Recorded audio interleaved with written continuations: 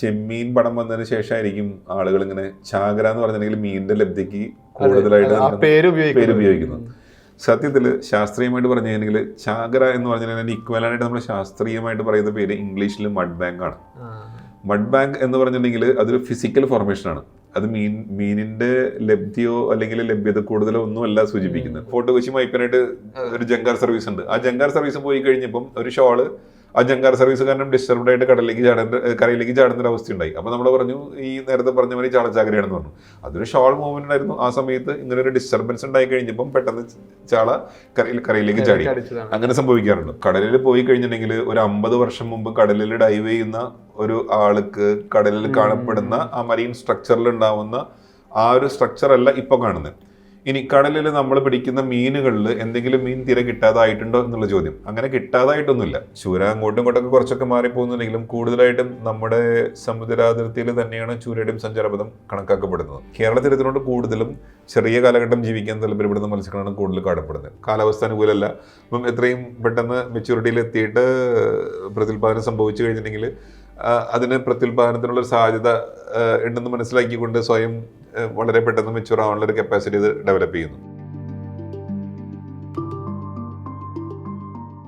കേന്ദ്ര സമുദ്ര മത്സ്യ ഗവേഷണ കേന്ദ്രം ഡയറക്ടർ ഡോക്ടർ ഗ്രിൻസൺ ജോർജാണ് ദ ക്യൂനൊപ്പം. സ്വാഗതം. നമസ്കാരം. ഈ മത്സ്യത്തൊഴിലാളികളുമായി ഞങ്ങൾ ഇതിൻ്റെ ഭാഗമായി സംസാരിച്ചപ്പോൾ മത്സ്യലഭ്യത നന്നേ കുറഞ്ഞു കഴിഞ്ഞൊരു 10 വർഷം നടക്കുന്നതാണ് അവർ അനുഭവം പറയുന്നത്. അപ്പോൾ അതിൻ്റെ ഒരു സ്റ്റാറ്റിസ്റ്റിക്സും ഗ്രാഫും സംസാരിച്ച് തുടങ്ങാൻ കരുതുന്നുണ്ട്. കടലിൽ പോകുമ്പോൾ നമുക്ക് ഏകദേശം 1000 ഇനങ്ങൾക്ക് മേലെ മത്സ്യം ഉണ്ട് ഇപ്പം ഹാർവസ്റ്റബിൾ ഫിഷറീസിൽ. ശരിക്കും കടലിൽ ലഭ്യമായിട്ടുള്ള മത്സ്യത്തിൻ്റെ ഇനങ്ങൾ അതിലും കൂടുതലുണ്ട്. നമ്മൾ പിടിക്കുന്ന മത്സ്യത്തിൽ ഏകദേശം 1000-ഓളം വരുന്ന ഇനങ്ങൾ നമ്മുടെ ഡാറ്റാബേസിൽ 1200-ഓളം മത്സ്യങ്ങളാണ് നമ്മുടെ ഡാറ്റാബേസിലുള്ളത്. ഹാർവസ്റ്റബിൾ മീനുകളിൽ വരുന്നത്, അത് പിടിക്കുന്ന മീനുകളിൽ വരുന്ന ഇനങ്ങളുടെ എണ്ണം. അപ്പോൾ ഈ ഇനങ്ങൾ പിടിക്കാനായിട്ട് എല്ലായ്പ്പോഴും ഒരുതരം വലതരം ഉപയോഗിക്കാൻ സാധിക്കില്ല, ഒരുതരം മെക്കാനിസം ഉപയോഗിക്കാൻ സാധിക്കില്ല. അപ്പോൾ പല മെക്കാനിസമാണ് അവർ ഉപയോഗിക്കുക. അപ്പോൾ അതുകൊണ്ട് തന്നെ ഈ അത്യാവശ്യം വലുപ്പമുള്ള മത്സ്യബന്ധനത്തിന് പോകുന്ന ആളുകളൊക്കെ ഒരു ഡസൻ വരെയൊക്കെ വലകൾ അവരുടെ കൈവശം ഉണ്ടാവും ഇത്തരം സ്പീഷീസുകളൊക്കെ പിടിക്കാനുള്ളൊരു മാർഗത്തിൻ്റെ ഭാഗമായിട്ട്. അപ്പം ഈ ഇനങ്ങളിൽ നമുക്ക് ലഭ്യതയിൽ കുറവുണ്ടായിട്ടുണ്ടെന്ന് ചോദിച്ചിട്ടുണ്ടെങ്കിൽ അങ്ങനെ പറയാൻ സാധിക്കില്ല. ഇതിലുണ്ടാവുന്നത് ഏറ്റക്കുറച്ചിലുകളാണ്. ചില വർഷങ്ങൾ കൂടിയും ചില വർഷങ്ങൾ കുറഞ്ഞും വരുന്ന ഏറ്റക്കുറച്ചിലുകളാണ്. അതിൽ സിഗ്നിഫിക്കൻ്റ് ആയിട്ടുള്ള ഒരു വ്യത്യാസം over a period of time ഉണ്ടായിട്ടുണ്ടെന്ന് ചോദിച്ചിട്ടുണ്ടെങ്കിൽ അങ്ങനെ പറയാൻ സാധിക്കില്ല. അപ്പോഴും നമുക്ക് ഏറ്റക്കുറച്ചിലുകൾ മാത്രമേ പറയാൻ സാധിക്കുള്ളൂ. ഇത് ഇന്നും ഇന്നലെയല്ല, പണ്ടും നമുക്ക് എന്ന് മുതൽ നമ്മുടെ വിവരശേഖരണം ഇതുമായിട്ട് ബന്ധപ്പെട്ട് നടത്തിയിട്ടുണ്ടോ ആ കാലഘട്ടങ്ങളിലൊക്കെ ഈ ഏറ്റക്കുറച്ചിലുകൾ 1 വർഷം കൂടിയോ അല്ലെങ്കിൽ 2-3 വർഷം കുറഞ്ഞോ അല്ലെങ്കിൽ കൂടി വരുന്ന ഒരു ട്രെൻഡ് അതെപ്പോഴും നമുക്ക് കാണാൻ സാധിക്കാറുണ്ട്. അപ്പോൾ ഏറ്റവും കൂടുതൽ സീമഫാറയുടെ കണക്ക് പ്രകാരം നമ്മൾ ഏറ്റവും കൂടുതൽ മത്സ്യബന്ധനത്തിൽ മത്സ്യം പിടിച്ച വർഷം 2012-ആണ്. പക്ഷേ സീമഫാറയുടെ സ്റ്റാറ്റിസ്റ്റിക്സ് കൂടാതെ തന്നെ ഒരു വിവരശേഖരണം, മത്സ്യം പിടിക്കുന്ന അളവിൻ്റെ ഒരു വിവരശേഖരണം കേന്ദ്രത്തിലൊരു ഫിഷറീസ് വകുപ്പുണ്ട്. അവരുടെ ഡാറ്റ പ്രകാരം കഴിഞ്ഞ വർഷമാണ് ഏറ്റവും കൂടുതൽ പിടിച്ചിട്ടുള്ളത്. അപ്പോൾ നമുക്ക് ഇന്ത്യൻ കടൽ തീരത്തുനിന്നുള്ള മൊത്തം അത് സീമഫാറയുടെയും ഇന്ത്യൻ കടൽ തീരത്തുനിന്ന് മൊത്തമുള്ളൊരു വിവരശേഖരണമാണ്. അപ്പോൾ ഒരു മലയാളിനെ സംബന്ധിച്ചിടത്തോളം ഈ വിവരശേഖരണത്തിന് പുറമെ അവൻ താല്പര്യപ്പെടുന്ന ഒരു പ്രധാനപ്പെട്ട ഇനം എന്ന് പറഞ്ഞിട്ടുണ്ടെങ്കിൽ മത്തി അല്ലെങ്കിൽ ചാള. കാരണം നമ്മളൊരു സാധാരണ മീൻ വാങ്ങിക്കാനായിട്ട് മാർക്കറ്റിൽ പോയി കഴിയുമ്പോൾ നമ്മൾ ആദ്യം ചോദിക്കുന്ന വില ചാളയുടെ വിലയാണ്. അതൊരു സ്റ്റാൻഡേർഡാണ്. കാരണം ചാളയ്ക്ക് വില എത്രയാന്ന് പറഞ്ഞിട്ടുണ്ടെങ്കിൽ ആ കടയിൽ ബാക്കി മീനുകളുടെ വില എങ്ങനെയായിരിക്കും ഊഹിക്കാനായിട്ട് ഒരു മലയാളിക്ക് സാധിക്കും. അപ്പം ഈ താല്പര്യം വില ചോദിക്കുമ്പോൾ ചാളയുടെ വില ആദ്യം ആൾക്കാർ ചോദിക്കും, എന്തെന്താ ചാളയ്ക്ക് വില എന്ന് ചോദിച്ചു കഴിഞ്ഞിട്ടുണ്ടെങ്കിൽ അവന് ആ കടയിൽ ബാക്കി മീനുകളുടെ വില കൂടുതലാണോ കുറവാണോ എന്ന് അസസ് ചെയ്യാൻ സാധിക്കുന്ന ഒരു സംഭവമാണ് ചാള. പക്ഷേ ചാള പോലും കൈവിട്ട് പോയി. കാരണം ചാളയുടെ വില ബാക്കി മീനുകളുടെ വില കൂടി നിൽക്കുന്ന ഒരു അവസ്ഥയിലേക്ക് വന്നു. അപ്പം അത് ഇപ്പം സംഭവിച്ചതാണോ? അല്ല. നമുക്ക് ഈവൻ സ്വാതന്ത്ര്യത്തിന് മുമ്പ് തന്നെ ചാള തീരെ ലഭിക്കാത്ത അവസ്ഥ അന്നും ഉണ്ടായിട്ടുണ്ട്. അന്ന് ഇത്രയധികം മത്സ്യബന്ധനം നടക്കുന്നില്ല. അപ്പോൾ കാലാവസ്ഥാ വ്യതിയാനം മാത്രമാണ് ഇതിൻ്റെ റീസൺ എന്ന് പറയാൻ പറ്റില്ല. ചാളയ്ക്ക് അങ്ങനെ ഒരു പ്രത്യേകതയുണ്ട്. 10-12 വർഷത്തിനിടയിൽ വളരെയധികം കൂടി നിൽക്കുന്ന അവസ്ഥയും തീരെ കുറഞ്ഞു നിൽക്കുന്ന അവസ്ഥയൊക്കെ ചാളയിൽ കാണാറുണ്ട്. അത് തന്നെയാണ് നമ്മളിപ്പോഴും കണ്ടുകൊണ്ടിരിക്കുന്നത്.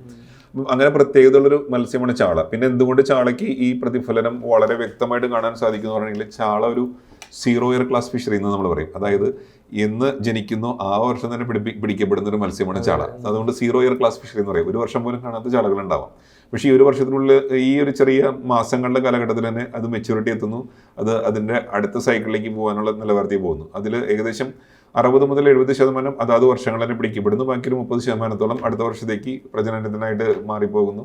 വീണ്ടും ഈ സൈക്കിൾ റിപ്പീറ്റ് ചെയ്ത് പോയിക്കൊണ്ടിരിക്കുന്നു.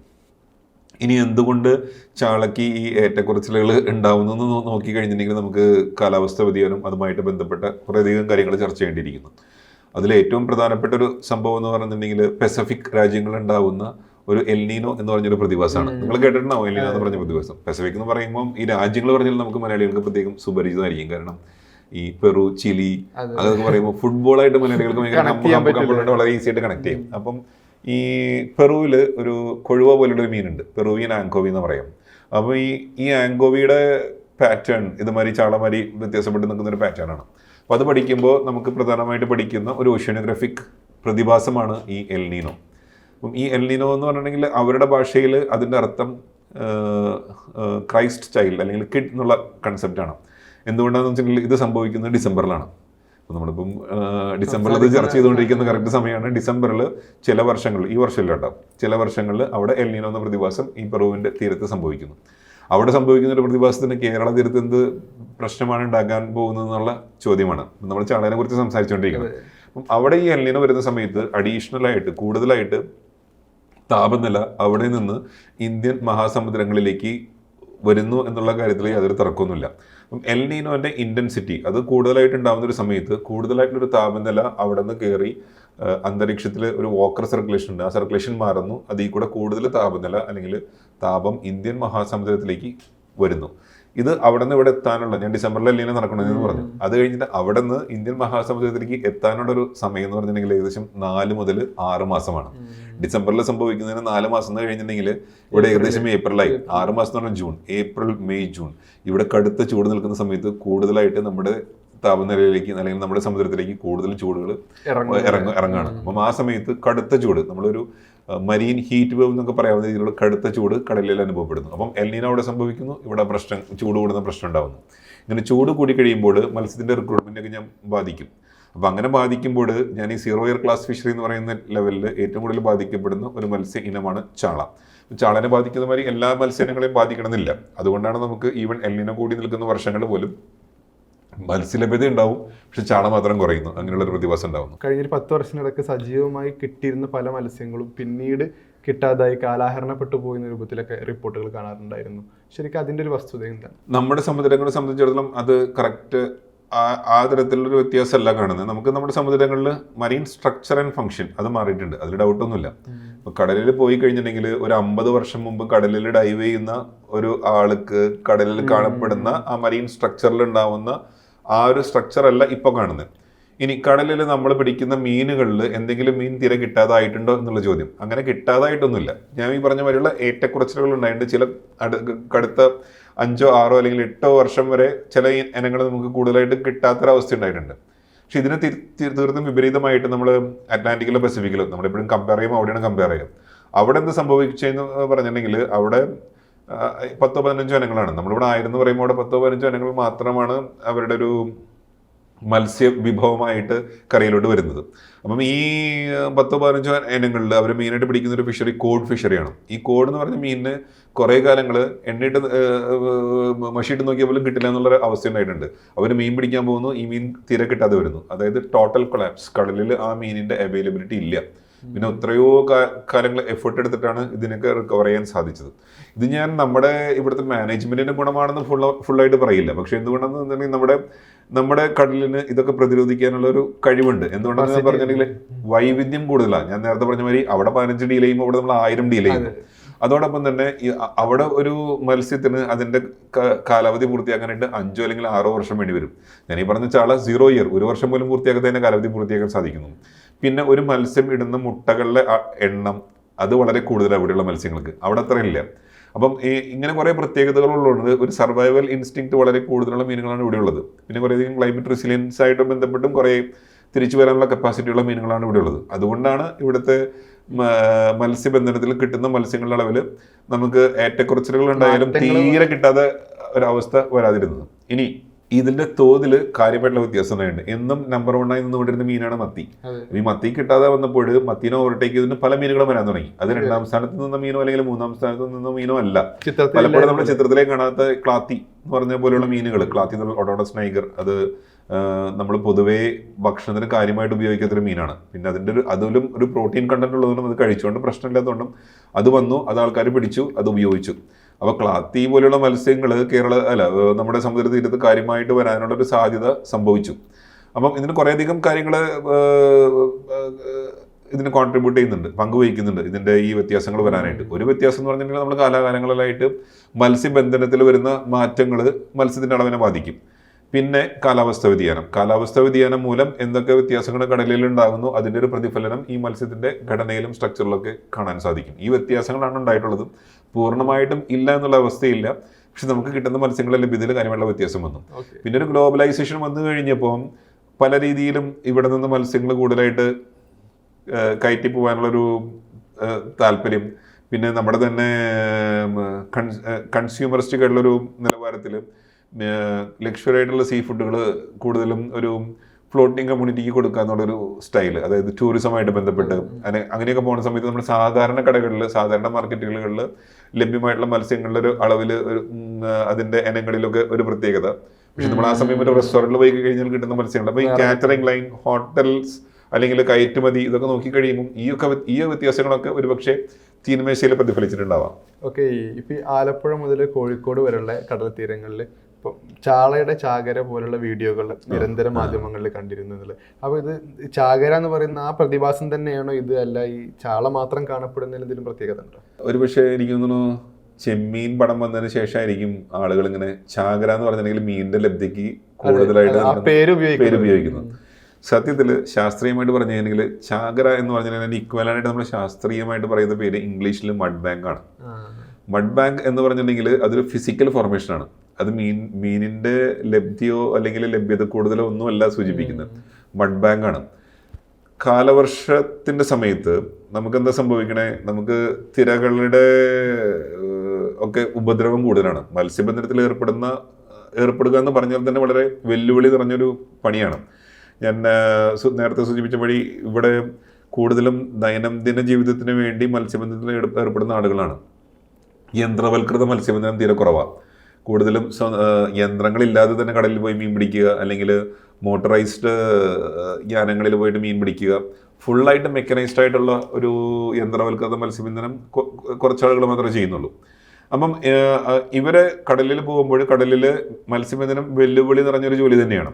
ഈ ജോലിയുടെ കൂടെ തന്നെ കടലാക്രമണം രൂക്ഷമായിരിക്കുന്ന അവസ്ഥയിൽ അവർക്ക് കടലാക്രമണത്തെ പ്രതിരോധിച്ചുകൊണ്ട് മത്സ്യബന്ധനത്തിൽ ഏർപ്പെടുക വളരെ ബുദ്ധിമുട്ടുള്ളതായിരുന്നു പണ്ട് കാലഘട്ടത്തിൽ. നിശ്ചയമായിട്ടും ആ കാലഘട്ടത്തിൽ കടലിൽ ശാന്തമായിട്ടൊരവസ്ഥ ഉണ്ടാവുക, ആ അവസ്ഥ ഉണ്ടാവുന്നത് മഡ് ബാങ്ക് ഫോർമേഷൻ കാരണമാണ്. ഈ മഡ് ബാങ്ക് ഫോർമേഷൻ കരയിൽ നിന്ന് വരുന്ന നമ്മുടെ പുഴയിലെ ജലത്തിലൊക്കെ നമുക്ക് ആ സമയത്ത് നമ്മുടെ പുഴവെള്ളമൊക്കെ നോക്കി കഴിഞ്ഞിട്ടുണ്ടെങ്കിൽ നല്ല ചെമ്മൺ കളറോ അല്ലെങ്കിൽ ബ്രൗൺ കളറോ ആയിരിക്കും. കാരണം മണ്ണുമായി ഒക്കെ കലങ്ങി തിരിഞ്ഞു വരുന്ന ഈ പുഴ കൊണ്ടുവരുന്ന സിലിക്ക, ഈ മണലിലും ഒക്കെ അടങ്ങിയിട്ടുള്ളത് സിലിക്ക എന്ന് പറഞ്ഞൊരു കമ്പോണൻ്റ് ആണ്. ആ കമ്പോണൻ്റ് ഒരു ലിമിറ്റിംഗ് ഫാക്ടറാണ്. അത് നമുക്ക് പ്രൊഡക്ടിവിറ്റിനെ ഹെൽപ്പ് ചെയ്യും. അതേസമയം അതൊരു മഡ് ബാങ്ക് ഫോം ചെയ്ത് ഒരു മഡ് സസ്പെൻഷൻ ഈ വാട്ടർ കോളത്തിൽ നിൽക്കുന്ന സമയത്ത് കടലിൻ്റെ തിരകൾക്ക് ഒഴിഞ്ഞു നിൽക്കാനുള്ളൊരു സന്ദർഭം ഉണ്ടാക്കുന്നു. അത് തീരെ അതിൻ്റെ ഒരു പെർട്ടിക്കുലർ ഏരിയയിൽ അത് ഡാമ്പൻ ചെയ്യും, തീരെ കുറവായിട്ട് നിൽക്കും. അപ്പം ചുറ്റും പ്രക്ഷുബ്ധമായ കടൽ, ഇടയിൽ കുറച്ച് ഏരിയയിൽ പ്രക്ഷുബ്ധമല്ലാതെ ശാന്തമായി കിടക്കുന്ന ഒരു കടൽ, അതിനെയാണ് നമ്മൾ ചാകര എന്ന് മഡ് ബാങ്ക് ഫോർമേഷൻ എന്ന് പറയുന്നത്. അപ്പോൾ എന്ത് സംഭവിക്കുന്നു, ഈ ചെറുകിട മത്സ്യബന്ധനത്തിൽ ഏർപ്പെടുന്ന ആളുകൾക്കൊക്കെ ഈ പ്രദേശങ്ങളിൽ പോയിട്ട് സമാധാനത്തോടെ മീൻ പിടിക്കാനുള്ള ഒരു അവസ്ഥ ഉണ്ടാകുന്നു. അപ്പം ആ ഭാഗത്തു നിന്ന് മീൻ പിടിക്കാൻ സാധിക്കുന്നു എന്നുള്ളത് കൊണ്ട് അത് മീനിന്റെ ലഭ്യത കൂടുതൽ കിട്ടുന്നു എന്നുള്ള കൺസെപ്റ്റ് നമ്മൾ ജാഗ്രത പറയാൻ തുടങ്ങി. ഇനി ഇത്തരത്തിൽ മഡ് ബാങ്ക് ഫോർമേഷൻ നടക്കുന്ന സ്ഥലങ്ങളിൽ അല്ലെങ്കിൽ മഡ് ബാങ്ക് ഫോർമേഷൻ നടക്കാത്ത സ്ഥലങ്ങളിൽ രണ്ട് സ്ഥലത്തും നമ്മൾ താരതമ്യം ചെയ്ത് നോക്കി, ശാസ്ത്രീയമായിട്ട് താരതമ്യം ചെയ്ത് നോക്കി കഴിയുമ്പോൾ രണ്ടും നമ്മൾ മീനിന്റെ ലഭ്യതയിൽ വ്യത്യാസമില്ല. അപ്പോൾ വ്യത്യാസം വരുന്നത് ആ മഡ് ബാങ്ക് ഫോർമേഷൻ കാരണം ശാന്തമായ കടലിൽ പണ്ട് ആളുകൾക്ക് മീൻ പിടിക്കാൻ സഹായിക്കുന്ന ഒരു അവസ്ഥയാണ് നമ്മൾ ചാകര എന്ന് പറയുന്നത്. ഇനി നമുക്ക് ചാളച്ചാകരയിലേക്ക് വരാം.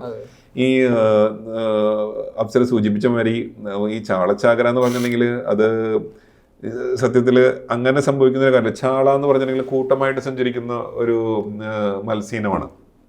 പിന്നെ ഇത് കടൽ തീരത്തിനോട് വളരെ ചേർന്ന് കിടക്കുന്ന പ്രദേശങ്ങളിലാണ് ചാളയുടെ ഈ ലഭ്യത കൂടുതലായിട്ട് കാണപ്പെടുന്നത്, പ്രത്യേകിച്ച് ചാള കിട്ടുന്ന ആ അവസരങ്ങളിൽ. ആ അവസരങ്ങളിൽ ചാള ഇങ്ങനെ കൂട്ടമായിട്ട് വരുന്ന ചാള തീരപ്രദേശത്തിനോട് ചേർന്നാണ് നിൽക്കുന്നത്. അപ്പോൾ തീരപ്രദേശത്തുണ്ടാകുന്ന എല്ലാ കാര്യങ്ങളും ഈ ചാളേനെ തീരത്തിനോട് അടുപ്പിക്കാനുള്ള ഒരു പ്രവണത കൂടി ഉണ്ടാക്കുന്നു. ഫോർ എക്സാമ്പിൾ, നമുക്ക് സീമഫയുടെ മുന്നിൽ തന്നെ ഫോർട്ട് കൊച്ചി മൈപ്പനായിട്ട് ഒരു ജങ്കാർ സർവീസ് ഉണ്ട്. ആ ജങ്കാർ സർവീസ് പോയി കഴിഞ്ഞപ്പം ഒരു ഷോള് ആ ജങ്കാർ സർവീസ് കാരണം ഡിസ്റ്റർബ്ഡ് ആയിട്ട് കരയിലേക്ക് ചാടുന്ന ഒരു അവസ്ഥയുണ്ടായി. അപ്പോൾ നമ്മൾ പറഞ്ഞു, ഈ നേരത്തെ പറഞ്ഞ മാതിരി ചാളച്ചാകരയാണെന്ന് പറഞ്ഞു. അതൊരു ഷോൾ മൂവ്മെന്റ് ആയിരുന്നു. ആ സമയത്ത് ഇങ്ങനെ ഒരു ഡിസ്റ്റർബൻസ് ഉണ്ടായി കഴിഞ്ഞപ്പം പെട്ടെന്ന് ചാള കരയിലേക്ക് ചാടി. അങ്ങനെ സംഭവിക്കാറുണ്ട്. ഇനി നമ്മൾ സൂചിപ്പിക്കുന്ന മാതിരി താനൂർ ഭാഗത്തോ അല്ലെങ്കിൽ ആലപ്പുഴ ഭാഗത്തോ ഒക്കെ സംഭവിക്കുന്നത് എങ്ങനെയാണെന്നുള്ളതാണ്. നമുക്കിപ്പോൾ കാലാവസ്ഥാ വ്യതിയാനം വന്നതിന് ശേഷം മലയാളിക്ക് വന്നിട്ടുള്ള ഒരു മെയിൻ വ്യത്യാസം, മലയാളി ഇപ്പം കുട കൈ പിടിക്കാറില്ല. കുട കൊണ്ടുവരണ്ടോ? നമ്മൾ കുട കൊണ്ടുവരില്ല. പണ്ട് കാലത്ത് നമ്മൾ നിശ്ചയമായിട്ടും കയ്യിൽ കുട കരുതുമായിരുന്നു. ഇന്ന് നമുക്കറിയാം, മഴ പെയ്യുമ്പോൾ ആ മഴ പെയ്യുന്ന സമയത്ത് നമുക്ക് പുറത്തേക്ക് ഇറങ്ങാൻ പറ്റില്ല. അത്ര രൂക്ഷമായിട്ടുള്ള മഴയാണ്. വണ്ടി ഓടിക്കുന്നവർക്കറിയാം, വൈപ്പറിട്ട് വണ്ടി ഓടിക്കാൻ സാധിക്കില്ല, അത്ര ഇന്റൻസിറ്റിയിലാണ് മഴ പെയ്യുന്നത്. പക്ഷെ ഒരു 10 മിനിറ്റ് 15 മിനിറ്റ് വെയിറ്റ് ചെയ്ത് കഴിഞ്ഞിട്ടുണ്ടെങ്കിൽ ഈ സംഭവം തീർന്നു. പക്ഷെ അപ്പോഴത്തേക്കും റോഡിൽ മുഴുവൻ വെള്ളക്കെട്ടായി. കാരണം ആ പെയ്യുന്ന മഴവെള്ളത്തിന്റെ അളവ് വളരെ കൂടുതലാണ്. അപ്പം പെട്ടെന്ന് ഈ മഴ പെയ്യുമ്പോഴും മഴവെള്ളത്തിന്റെ ഒപ്പം കരയിൽ നിന്ന് ഞാൻ ഈ നേരത്തെ സൂചിപ്പിച്ച മാതിരിയുള്ള ലവണങ്ങളൊക്കെ വീണ്ടും കടലിലേക്ക് വരണം. അപ്പോൾ ചെറിയ ആകസ്മികമായിട്ട് പെട്ടെന്ന് ഈ ലവണങ്ങളൊക്കെ കടലിലോട്ട് വരുന്ന സമയത്ത് തീരത്തിനോട് അടുത്ത പ്രദേശങ്ങളിൽ പെട്ടെന്ന് പ്ലവകങ്ങളുടെ ഒരു എന്താ പറയുക, കൂടുതലായിട്ട് പെട്ടെന്ന് പ്ലവകങ്ങളുടെ ഉൽപ്പാദനം സംഭവിക്കുക. പ്ലവകങ്ങൾ എന്ന് പറഞ്ഞിട്ടുണ്ടെങ്കിൽ ഈ മീനുകളൊക്കെ കഴിക്കുന്ന ഏറ്റവും അടിസ്ഥാന വർഗത്തിൽപ്പെടുന്നൊരു ഭക്ഷണ പദാർത്ഥമാണ്, മീനുകളുടെ ഭക്ഷണ പദാർത്ഥം. പെട്ടെന്ന് തീരപ്രദേശങ്ങളിൽ ഈ വെള്ളത്തിന്റെ കുത്തൊഴുക്കിൽ വരുന്ന ലോക്കലൈസ്ഡ് ബ്ലൂംസ്, അതായത് തീരത്തിനോട് ചേർന്നുണ്ടാവുന്ന പ്രത്യേകത നിറഞ്ഞ ഈ പ്ലവകങ്ങൾ കഴിക്കാനായിട്ട് മത്സ്യം കരയിനോട് ചേർന്ന് വരുന്ന സമയത്ത് ഉണ്ടാവുന്ന തിരകളിലും മറ്റും പെട്ടിട്ട് ഇത് കരപ്രദേശങ്ങളിലേക്ക് വരാം. പിന്നെ ഒരു സാധ്യത എന്ന് പറയുന്നത്, നമുക്ക് അറേബ്യൻ കടലിൽ കാണപ്പെടുന്ന ഒരു പ്രതിഭാസമാണ് Arabian Sea minimum oxygen zone.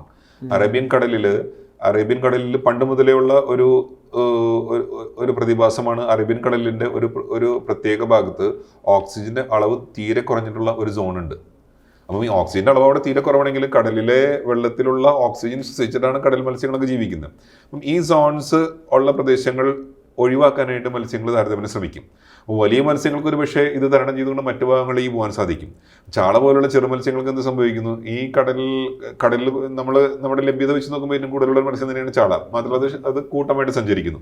അപ്പം ഈ അറേബ്യൻ സീ മിനിമം ഓക്സിജൻ സോണിന് ഈ അടുത്ത കാലത്തായിട്ട് ഒരു ചെറിയ ഷിഫ്റ്റ് സംഭവിച്ചിട്ടുണ്ട്. അതിൻ്റെ ഒരു എക്സ്പാൻഷൻ കാരണം ഷിഫ്റ്റ് സംഭവിച്ചിട്ടുണ്ട്. അങ്ങനെ ഷിഫ്റ്റ് വരുന്ന സമയങ്ങളിലൊക്കെ ഇത് കേരളത്തിൻ്റെ പ്രദേശങ്ങളിൽ ഒരു ഓക്സിജൻ കുറഞ്ഞ ഒരു വെള്ളത്തിൻ്റെ അളവ് മാറി തള്ളി വരും ഈ അറേബ്യൻ സീ മിനിമം ഓക്സിജൻ. അത് വീണ്ടും പൂർവ്വസ്ഥാനത്തേക്ക് പോവുകയും ചെയ്യും. പക്ഷെ ഇങ്ങനെയൊക്കെ തീരത്തിനോട് അടുത്ത് വരുന്ന സമയത്ത് ഈ ചാള പോലുള്ള ചെറുമത്സ്യങ്ങൾക്ക് ഈ മിനിമം ഓക്സിജൻ സോൺ മുഴുവൻ തരണം ചെയ്തുകൊണ്ട് മറ്റു ഭാഗങ്ങളിലേക്ക് പോകാൻ സാധിക്കുന്നില്ല. അപ്പോൾ അത് തീരത്തിനോട് ചേർന്ന് വരുന്നു. അവസാനം അതിന് ഓക്സിജൻ കുറഞ്ഞ വെള്ളത്തിൽ നിന്ന് രക്ഷപ്പെടാൻ വേറെ മാർഗ്ഗമില്ല. അത് വരുന്ന സമയത്ത് അത് എന്തെങ്കിലും രീതിയിൽ രക്ഷപ്പെടാൻ ശ്രമിക്കുമ്പോൾ പുറത്തേക്ക് ചാടുമ്പോൾ ഇത്തരത്തിൽ തീരത്ത് ചാളയുടെ ഒരു പ്രസൻസ് കാണപ്പെടുന്നു. പിന്നെ നമ്മളിപ്പം കടൽ ഉപയോഗിക്കുന്നത് മത്സ്യബന്ധനത്തിനോ അല്ല മത്സ്യകൃഷിക്കോ മാത്രമല്ല, ഒത്തിരി ആക്ടിവിറ്റീസ് കടലായിട്ട് ബന്ധപ്പെട്ട് നടക്കുന്നുണ്ട്.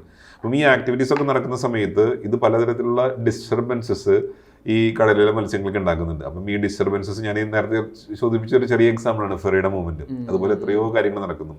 മൈനിങ് നടക്കുന്നുണ്ട്, ടൂറിസം നടക്കുന്നുണ്ട്, നിർമ്മാണങ്ങൾ നടക്കുന്നുണ്ട്, അതുമായിട്ട് ബന്ധപ്പെട്ട പ്രക്രിയകൾ നടക്കുന്നുണ്ട്.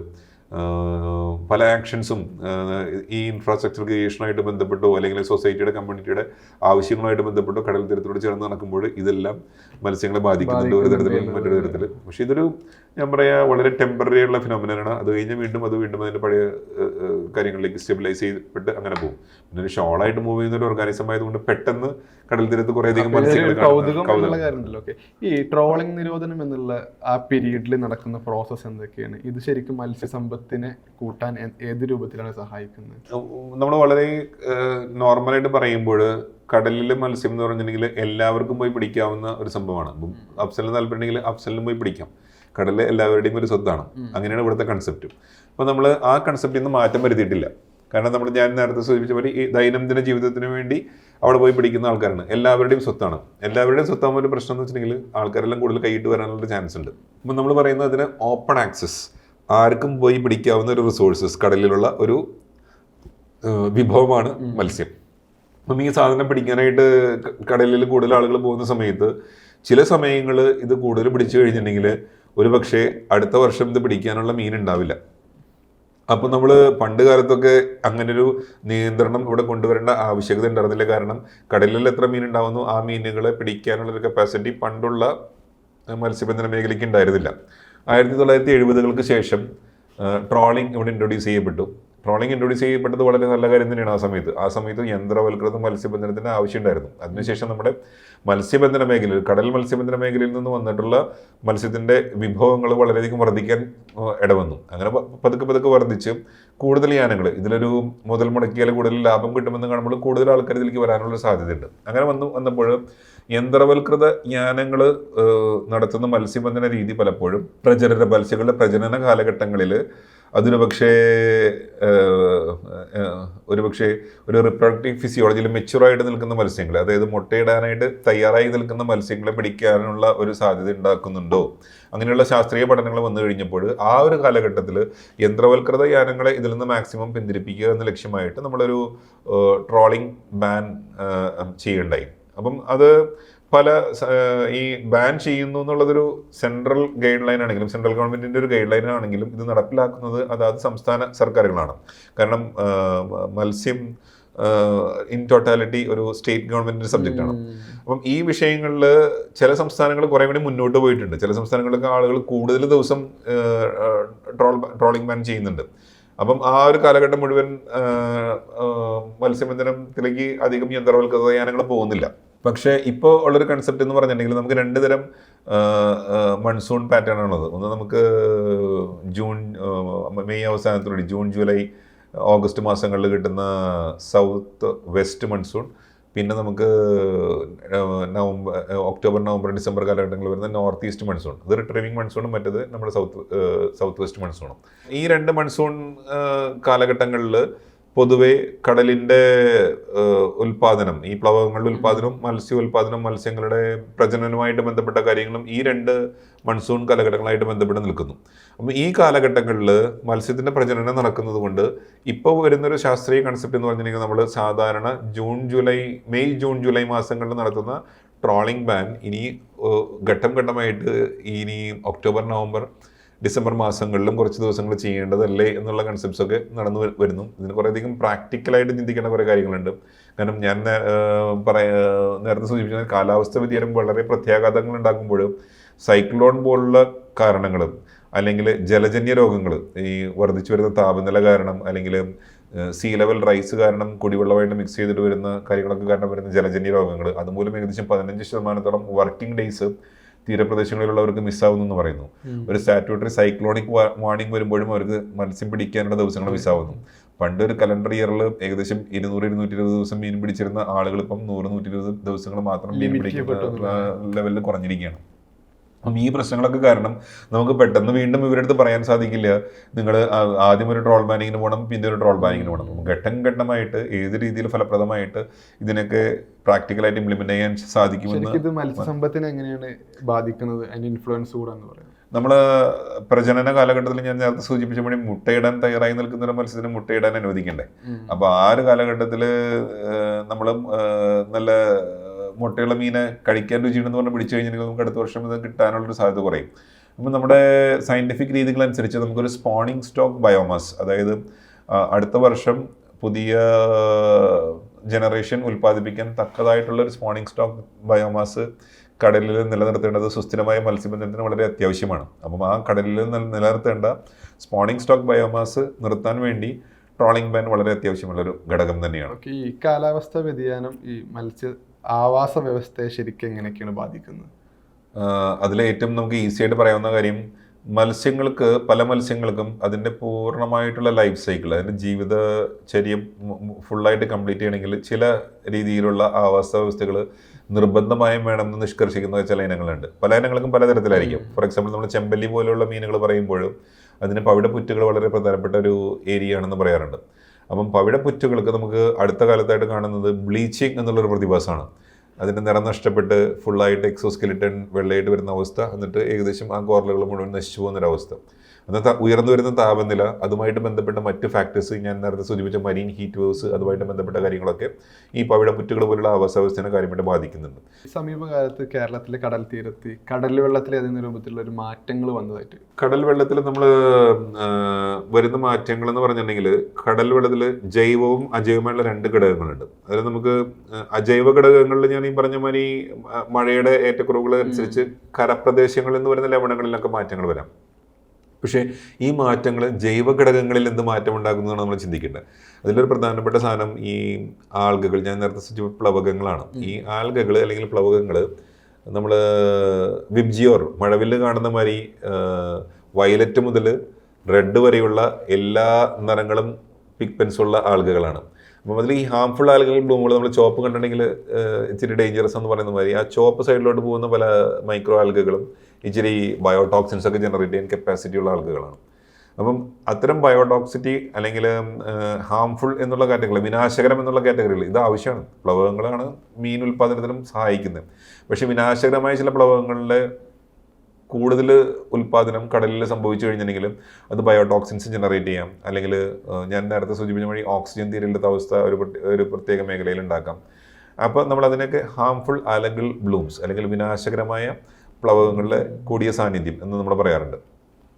ഈ സാന്നിധ്യം നമ്മളൊരു കഴിഞ്ഞ 20 വർഷത്തെ ഡാറ്റ, അതിന് മുമ്പത്തെ 20 വർഷത്തെ ഡാറ്റ, ഈ 2 ഡാറ്റകൾ നമ്മൾ കമ്പയർ ചെയ്യുമ്പോൾ അറേബ്യൻ തീരപ്രദേശങ്ങളിൽ ഇതിൻ്റെ അളവ് 3 ഇരട്ടി വർദ്ധിച്ചിട്ടുണ്ട്.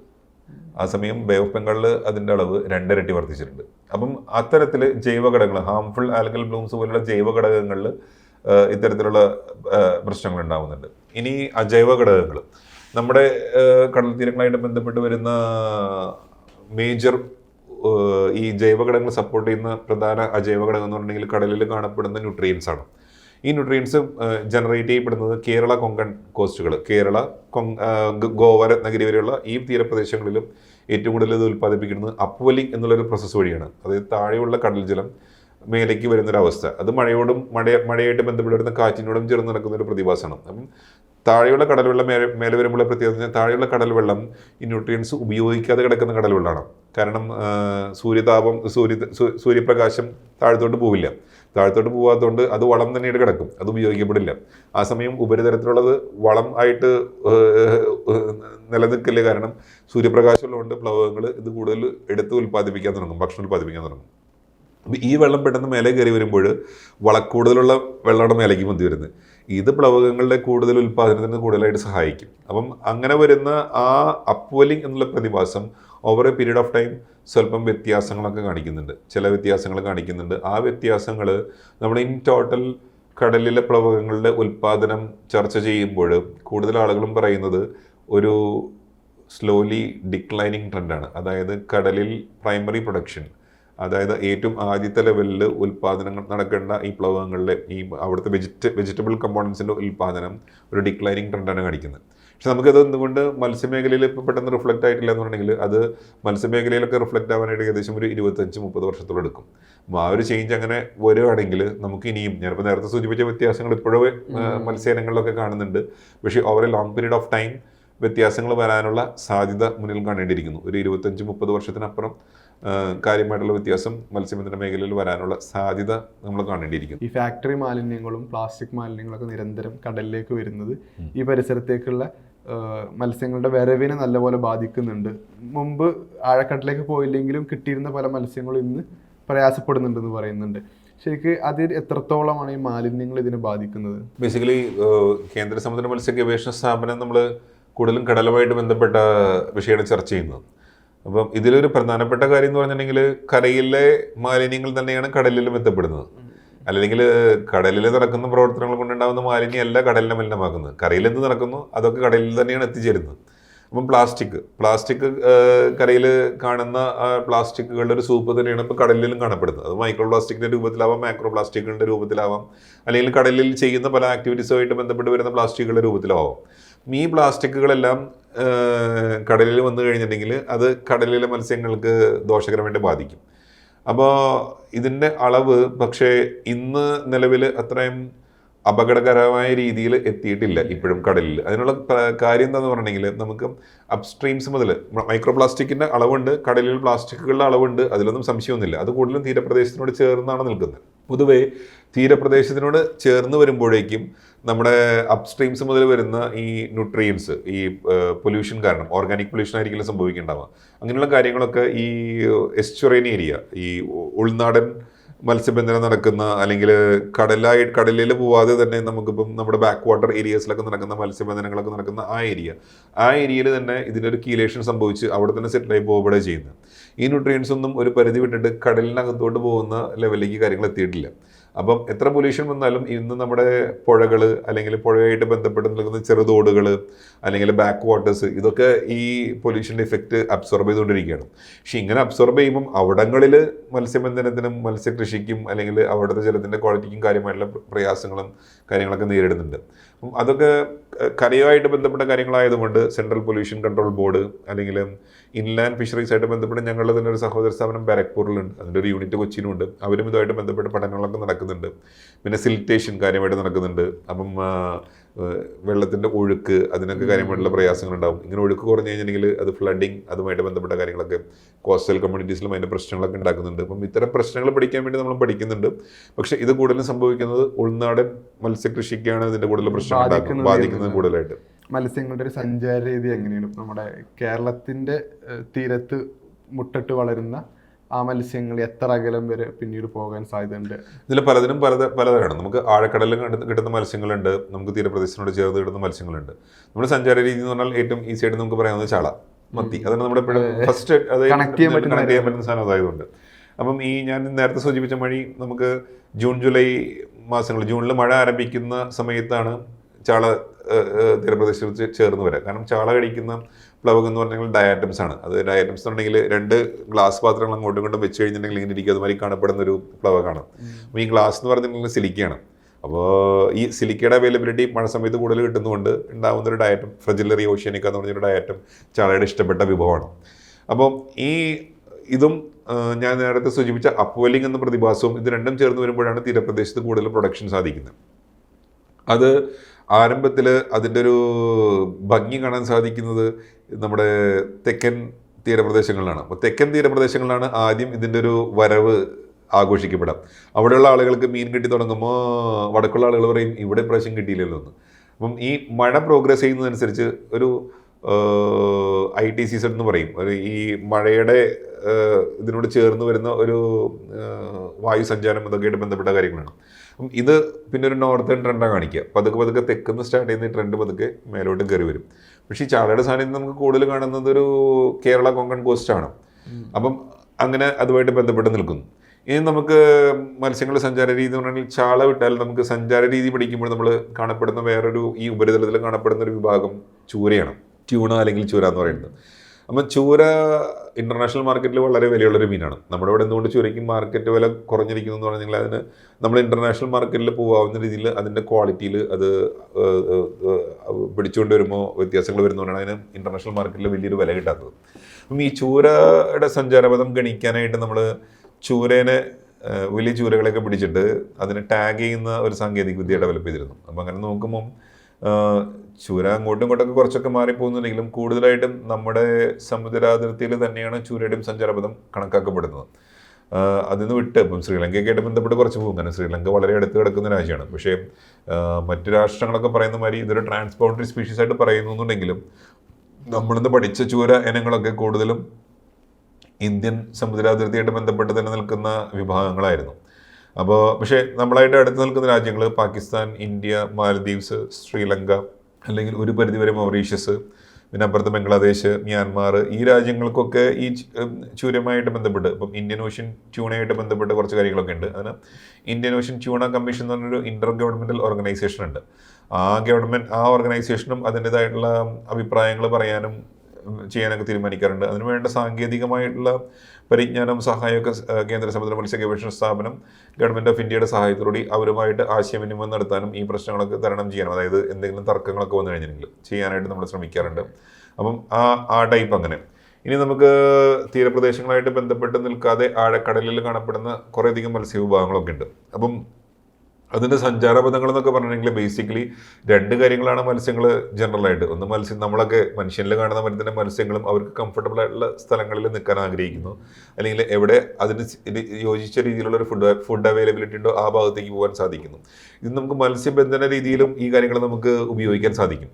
കാരണം ഈ ഒരു പ്രത്യേക മത്സ്യത്തിന് ഇഷ്ടപ്പെട്ട ഒരു പ്രത്യേക ഒരു എൻവയോൺമെന്റ് സ്ഥലത്ത് ക്രിയേറ്റ് ചെയ്യപ്പെടുന്നു എന്നുള്ള ഒരു ഇൻഫർമേഷൻ കിട്ടിക്കഴിഞ്ഞിട്ടുണ്ടെങ്കിൽ അങ്ങോട്ട് പോയി കഴിഞ്ഞിട്ടുണ്ടെങ്കിൽ ആ മത്സ്യങ്ങൾ കിട്ടാനുള്ള സാധ്യത കൂടുന്നു. അതിന് നമ്മൾ പൊട്ടൻഷ്യൽ ഫിഷിംഗ് സോൺസ് എന്ന് പറയാം. അത് മത്സ്യബന്ധനത്തിൽ ഏർപ്പെടുന്നവർക്ക് നമ്മളിപ്പം അഡ്വൈസറീസ് ആയിട്ട് കൊടുക്കുന്നുണ്ട്. അപ്പം ആദ്യകാലങ്ങളിൽ ഈ അഡ്വൈസറീസ് ഒക്കെ ഡെവലപ്പ് ചെയ്ത സമയത്ത് ഞാനും ആ ടീമിനോടൊക്കെ വർക്ക് ചെയ്തിട്ടുണ്ട്.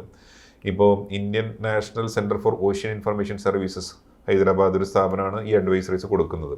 അപ്പം ആ അഡ്വൈസറീസ് കൊടുത്തു കഴിഞ്ഞിട്ടുണ്ടെങ്കിൽ ആ ഭാഗത്തോട്ട് പോയി കഴിഞ്ഞിട്ടുണ്ടെങ്കിൽ അവിടെ മീനിൻ്റെ ലഭ്യത ഉണ്ടാവും എന്നുള്ളൊരു ധാരണ ഫിഷർമാനും ധാരാളമായിട്ടുണ്ട്. ഇതിനെ സപ്പോർട്ട് ചെയ്യുന്ന ശാസ്ത്രീയമായിട്ടുള്ള ഒട്ടനവധി കാര്യങ്ങളുണ്ട്. അവിടെ ഉണ്ടാവുന്ന ആ ഫീച്ചേഴ്സ്, മീസോസ്കെയിൽ ഫീച്ചേഴ്സ്, ഇതൊക്കെയായിട്ട് ബന്ധപ്പെട്ട് ഒത്തിരി പഠനങ്ങളൊക്കെ നടക്കുന്നുണ്ട്. നമ്മുടെ കേരള തീരത്ത് പുതിയ മത്സ്യങ്ങളെ കണ്ടെത്തുന്നതിൻ്റെ ഒരു സ്റ്റാറ്റിസ്റ്റിക്സ് എങ്ങനെയാണ് സമീപകാലത്ത്? അതായത് മത്സ്യബന്ധനത്തിലെ കാര്യമുള്ള വ്യത്യാസങ്ങൾ വരുമ്പോൾ പിടിച്ചുകൊണ്ടുവരുന്ന മത്സ്യത്തിലും വ്യത്യാസങ്ങൾ കാണാം. ഇപ്പോൾ കുറേയൊക്കെ കുറച്ചും കൂടി ദൂരത്തൊക്കെ പോയിട്ട് മത്സ്യം പിടിക്കുന്നതിൻ്റെ പ്രവണത കൂടിയിട്ടുണ്ട്.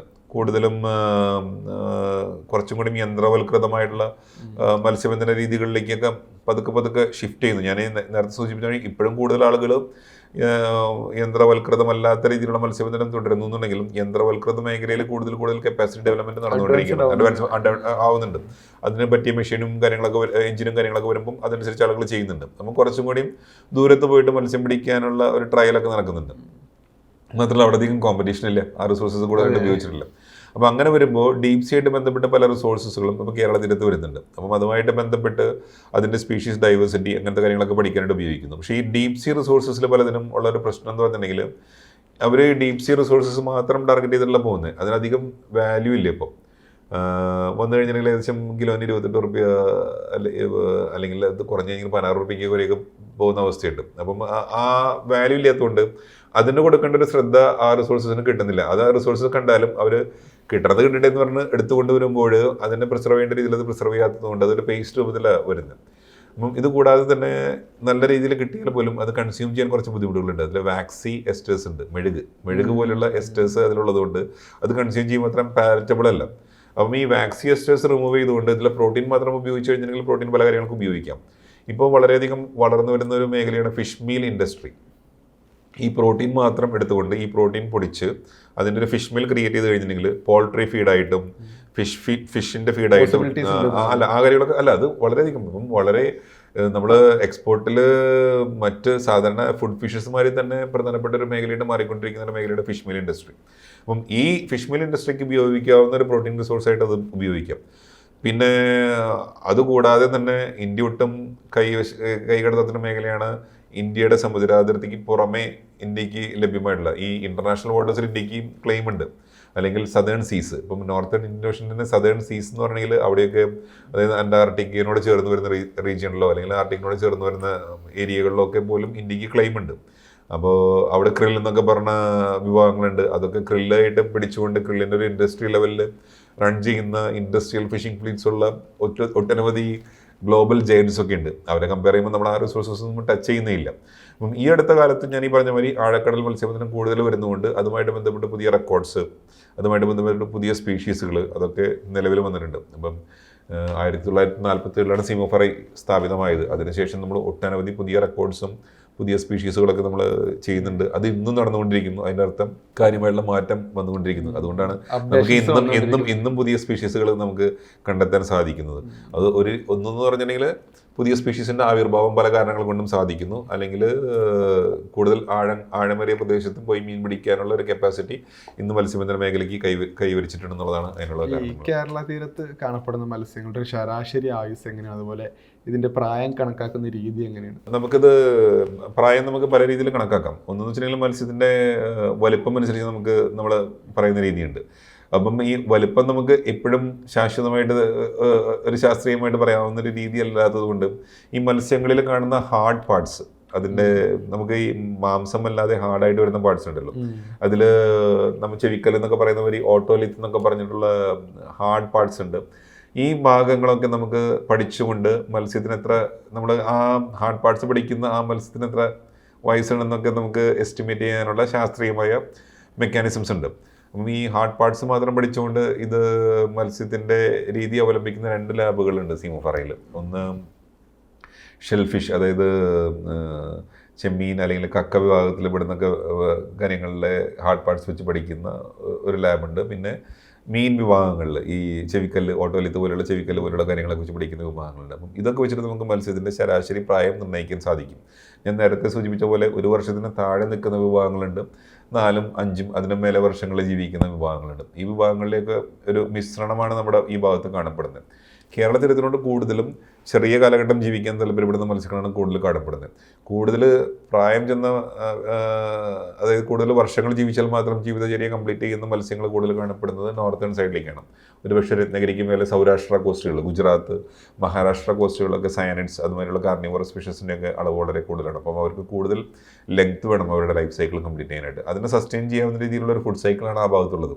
അപ്പോൾ അതുകൊണ്ട് 2 തീരങ്ങളും തമ്മിൽ കുറച്ചൊക്കെ വ്യത്യാസങ്ങളുണ്ട്. പക്ഷേ നമ്മുടെ തീരത്ത് കൂടുതലും ചെറിയ പ്രായത്തിൽ തന്നെ ജീവിതചര്യ കംപ്ലീറ്റ് ചെയ്യുന്ന മത്സ്യങ്ങളാണ് കൂടുതലും കാണപ്പെടുന്നത്. നമ്മൾ ഈ മത്തിയിലേക്ക് തിരിച്ചു വരികയാണെങ്കിൽ മത്തിയുടെ ഒരു പ്രജനന രീതി എങ്ങനെയാണ്, ഒപ്പം എത്ര മുട്ടയിടും, ഇതെങ്ങനെയാണ് സൂക്ഷിക്കുന്നത്, ഇതിൻ്റെ ഒരു പ്രോസസ്സ് കാര്യങ്ങളൊക്കെ? ബേസിക്കലി മത്തി ഒരു ചെറിയ മത്സ്യമാണ്. അപ്പം ഇതിൻ്റെ ലെങ്ത് അറ്റ് ഫസ്റ്റ് മെച്യൂരിറ്റി ഞാൻ പറയുന്ന പോലെ തന്നെ ഏകദേശം ഈ ജനിച്ച ആ വർഷം തന്നെ മെച്യൂരിറ്റി എത്താൻ കപ്പാസിറ്റി ഉള്ളതുകൊണ്ട് ഈ എല്ലാ കാര്യങ്ങളും അതിന് അനുകൂലമായിട്ട് വരുന്നൊരു സമയമുണ്ടെങ്കിൽ ആ സമയത്ത് ഇത് കുറച്ച് മുട്ടയിടും.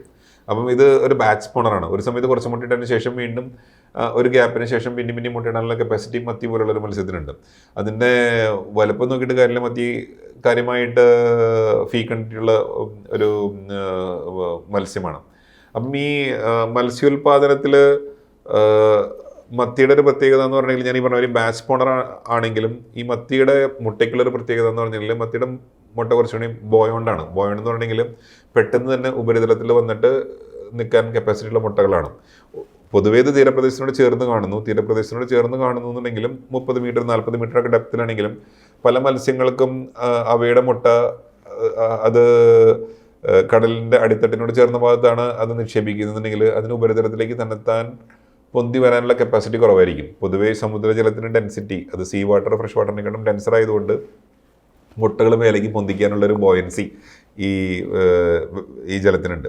അപ്പം ഇത് മത്തിയുടെ കേസിൽ അങ്ങനത്തെ ബോയൻസി കപ്പാസിറ്റി കുറച്ചുകൂടി കൂടുതലാണ്. അതിൽ ഓയിൽ കണ്ടൻറ്റും അതൊക്കെ ഉള്ളതുകൊണ്ട് പെട്ടെന്ന് ഇത് ബോയണ്ടായതുകൊണ്ട് ഈ മുട്ടയിട്ടതിന് ശേഷം സമുദ്രത്തിൻ്റെ ഉപരിതലത്തിനോട് ചേർന്ന് വരുന്നൊരു പ്രക്രിയ ഈ മുട്ടകൾക്കുണ്ട്. അങ്ങനെ വന്നു കഴിഞ്ഞിട്ടുണ്ടെങ്കിൽ എന്ത് സംഭവിക്കണമെന്ന് വെച്ചിട്ടുണ്ടെങ്കിൽ ഇതിൻ്റെ ഏറ്റവും പ്രധാനപ്പെട്ട ഒരു കാലഘട്ടം എന്ന് പറഞ്ഞിട്ടുണ്ടെങ്കിൽ ഈ മുട്ടയിൽ നിന്ന് ലാർവയാവുന്ന സമയമാണ്.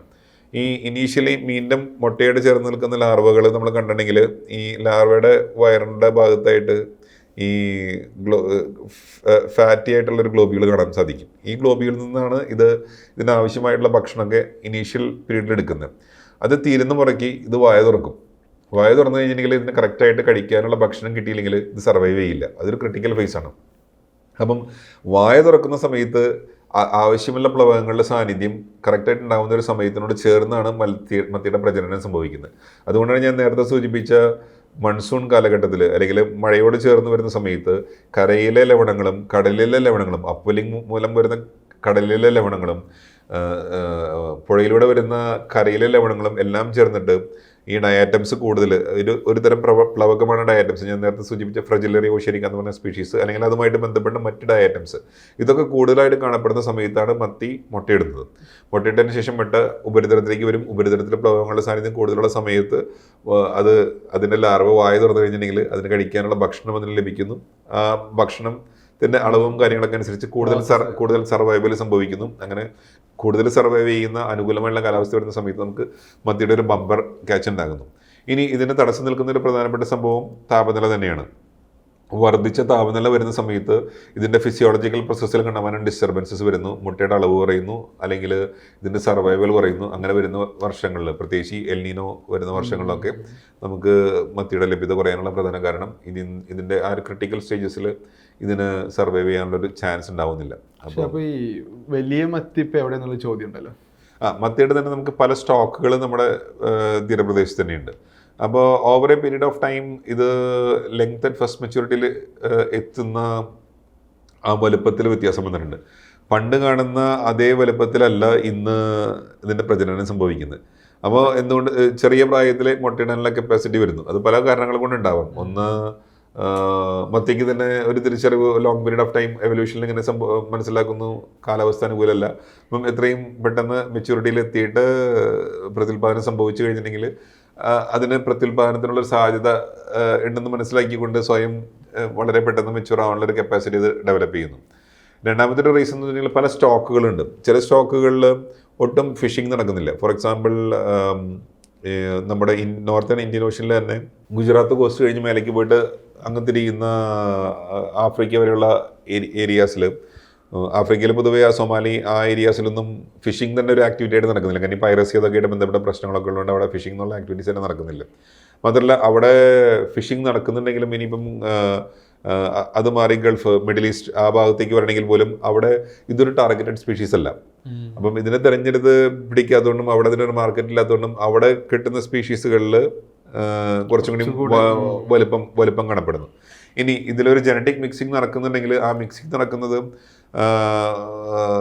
ഈ നോർത്തേൺ സ്റ്റോക്സിലാണ് കൂടുതലായിട്ട്. അപ്പം ഇവിടെ തന്നെ ഈ ഏരിയാസിൽ കാണപ്പെടുന്ന സ്റ്റോക്കുകളിൽ വ്യത്യാസമുണ്ട്.